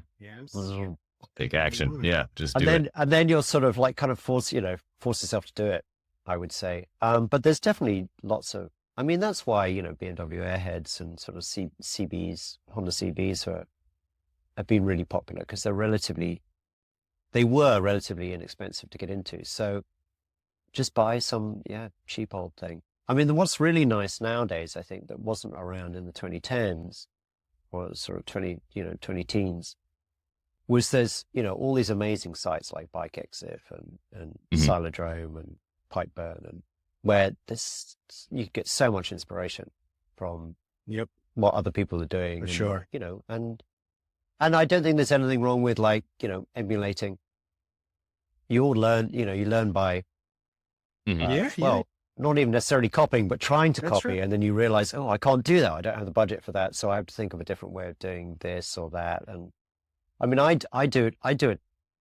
I sort of stumble on a ton of innovation, mostly because in some way, because I'm quite ignorant. In some ways, my ignorance is like my greatest strength, because I'm like, well, I want to do this, but I can't do it that way because we don't have the budget for that, or like that. But I still want to do it. Yeah. And then you end up doing things, and then, you get engineers coming up to you and going, what you did was sort of technically impossible. And I'm like, yeah, but I was, had I known more, right. I wouldn't need it. Had I actually been more knowledgeable, I wouldn't have even tried it. But since I'm a little bit dumb, more ignorant, I'm like, oh yeah, fine. How difficult can it be? Obviously very difficult usually, but correct. But it is fun. But it is fun at the same time. I think it's a big, design and engineering. It's a big puzzle, isn't it? You're like, well, I want to do this, but I can't do that. So it's like, how do I find my way around or over or under that roadblock? Or do I just go all the way over there and just do? It's like, what are we really trying to do? Oh, actually, this other thing does the same thing. So I think just jump into it, and then, start small. I think, what you normally do is you just start by, you have a motorcycle and you just start building some parts, right? You build some brackets for a headlight, or, build a tail section or something that's relatively low risk, and then just start to kind of build it. For sure. Sure. Makes sense. Yeah. All right. So you ready? We got 2 minutes, 2 minutes on the clock. I think so. 15 questions. All right. Just answer away. Mostly equations. Good luck. Yeah, mostly equations. Okay. Yeah. All right. Best motorcycle built. I'd probably borrow that phrase, like my latest one. Okay. Nice. Excellent. Best place you ever rode to and visited, city, state, or country? that you are on two wheels and rode through? What's your favorite place? Yeah. I mean, we're really spoiled for choice in California. California is really great for just sort of getting out the weekends and stuff like that. But I would say probably the most favorite is I've done a couple of road trips across like France and Italy, and actually back up through Austria and Germany. But like Austrian roads are amazing. They're like they're like racetracks. They repave them every year. The curbs are consistent, so you can really get in there fast. What bike did you take? They don't tighten up.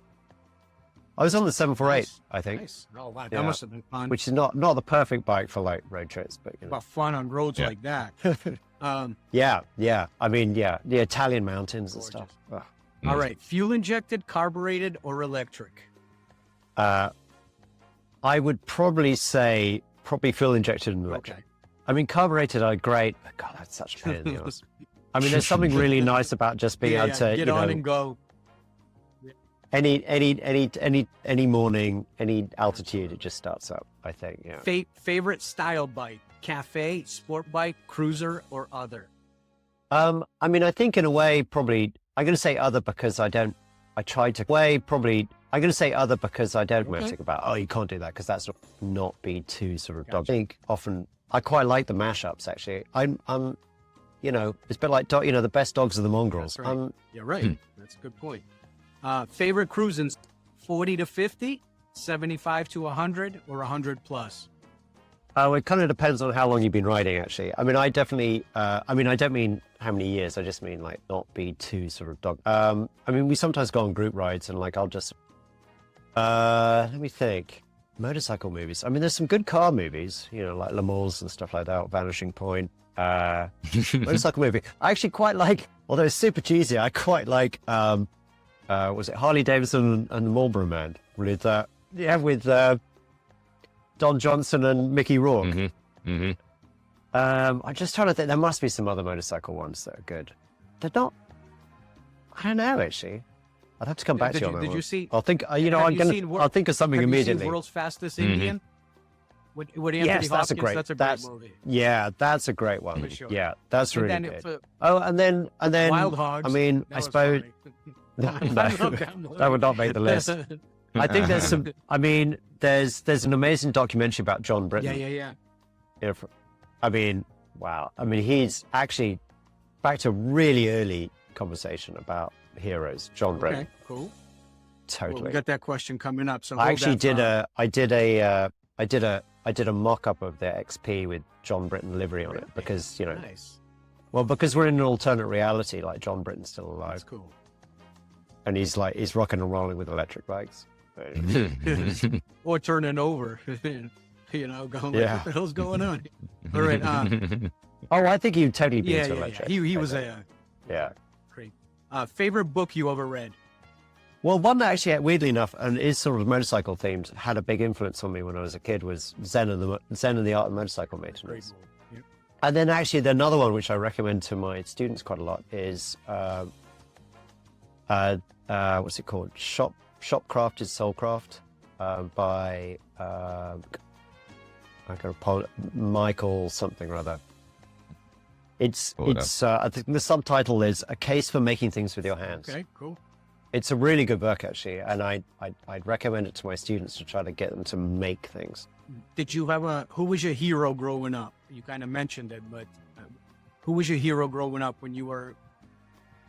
Who'd you look up to? Could be anything: sports, music, design. Well, I mean, I'm a big fan of like that sort of like the sort of Robert Redford, Paul Newman. Good choices. Good choice. I suppose Sean Connery. I mean, all that generation. I mean, I would, I would say Steve McQueen, although it's a little kind of like overused, but nothing's that overused. That kind of generation. Like, so it's and then I suppose Barry Sheen, all that lot, all those races, and then I mean, I guess like Formula One when it was interesting. Gotcha. Right. If you could meet one person, past or present, to sit and have dinner with, who would it be? It'd be quite a long list. I don't know. I mean, we just mentioned him, but maybe John Britton would be really interesting. Also, because Kiwis are just lovely people. One law you would change if you were president to help the motorcycle community. Oh, I think like really basic one. I think you should allow all motorcycles to lane split. That's so funny. Do you know that every person says that? I crack up because Really? it was like every single person says that. It's so awesome. Well, because otherwise it just makes it completely pointless. Right. Like, it's like the worst of both worlds. You're like you're in the elements and you can't filter. I mean, because in Europe and England, actually, weirdly enough, I mean, as an aside, we have quite a kind of stringent motorcycle test. You know, you have to do a whole written thing, and then like a serious practical test where you ride. There's an intercom and an instructor follows you. And if you, lane splitting we call filtering, but if you're not filtering when you have the opportunity to, they will actually fail you. Wow. Because you're not using the bike as it should be used. Right. Wow. Interesting. Wow. All right. Well, because it cuts congestion. Yeah, of course. Right. All right. Next question. Your go-to alcoholic beverage. Well, I mean, the shop beer is Bud Light. Okay. But that's because, it's not really beer. I mean, it's like you can drink it and operate heavy machinery. Water, Yeah. No, I mean, it's got to, because you feel like you're drinking beer, but you can still, you can still use tools. Probably just vodka, I think. Okay. Go-to ice cream flavor. Well, it kind of depends, I think. In the summer, maybe mint chocolate chip. But I quite like strawberry as well. Okay. All right. Classic. Strawberry. Sorry. All right. Outside of your wife, who's your all-time crush? God, I don't know. I'm quite a fan of Ava Green. She's quite nice. She's beautiful. Yeah. Okay. Good one. Last meal ever. What would it be? Ooh. I quite like lamb chops. They're quite nice. Roast mint potatoes. jelly or no mint jelly? No, I think without. I don't think. I think a nice lamb chop is nice. Nice. Or a nice fillet steak with some béarnaise sauce, and then maybe I don't know, like a gooseberry crumble or something. Okay. That'd be quite nice. Well, look, you just made it. 1 minute, 59 seconds. So that was perfect, man. Really? You hit all the questions in time. So awesome, man.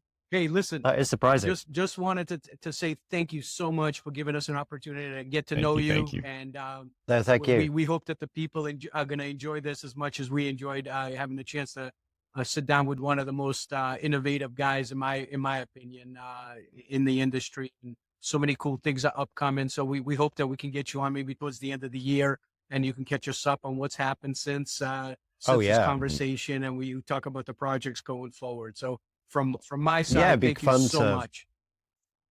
Oh, no, thank you so much.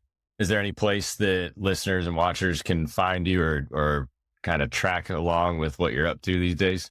Yeah, so we obviously we have a website, untitledmotorcycles.com, and then we're on Instagram, Untitled Motorcycles. I'm on Instagram myself as Hugo Eccles. We're on Facebook. We're on all the usual suspects, really. Are you active on one more than the other? Probably Instagram, because it's like I'm a bit lazy, and like easy. If you do Instagram, it'll post automatically to Facebook. Yeah. Social media stuff, man. It's a lot of work. It's a lot of work to stay with that stuff. It's necessary evil. It's a necessary evil. You're right. In today's world. I don't really enjoy it that much. But awesome, man. Awesome. Thank you. Thank you. Awesome to get to know you. Thank you so much, Hugo. Kick ass this year. I hope all your projects. And I am stoked to see that freaking Harley thing you're working on, man. I don't know why. Well, careful. You might hate it. You might be like, "What the fuck?" There's nothing. Hey, listen. There's nothing out of this stuff that since I started following you, which has been years ago. There is nothing that you've come and like I said, my passions, I guess, or my tastes. Yeah. They lie towards the American bikes. Okay. I'm not going to lie. That's just how I grew up, but that's what I loved. Like you said, the 20s, the 30s, the 40s completely just redefined the industry, in my opinion, how the beauty of the bikes. But the stuff that you do is just plain old awesome. It's creative. It's out of the box thinking. It's not cookie cutter stuff. And that's what I love about the mind. That's why I was strong on you about the AI, man. Delete that app. Don't put it anywhere. Mm-hmm. Just use this incredible thing you got on top of your shoulders. So we're looking forward to the future with you, man. Thank you. Thank you so much. It's been so much fun. All right. Appreciate you.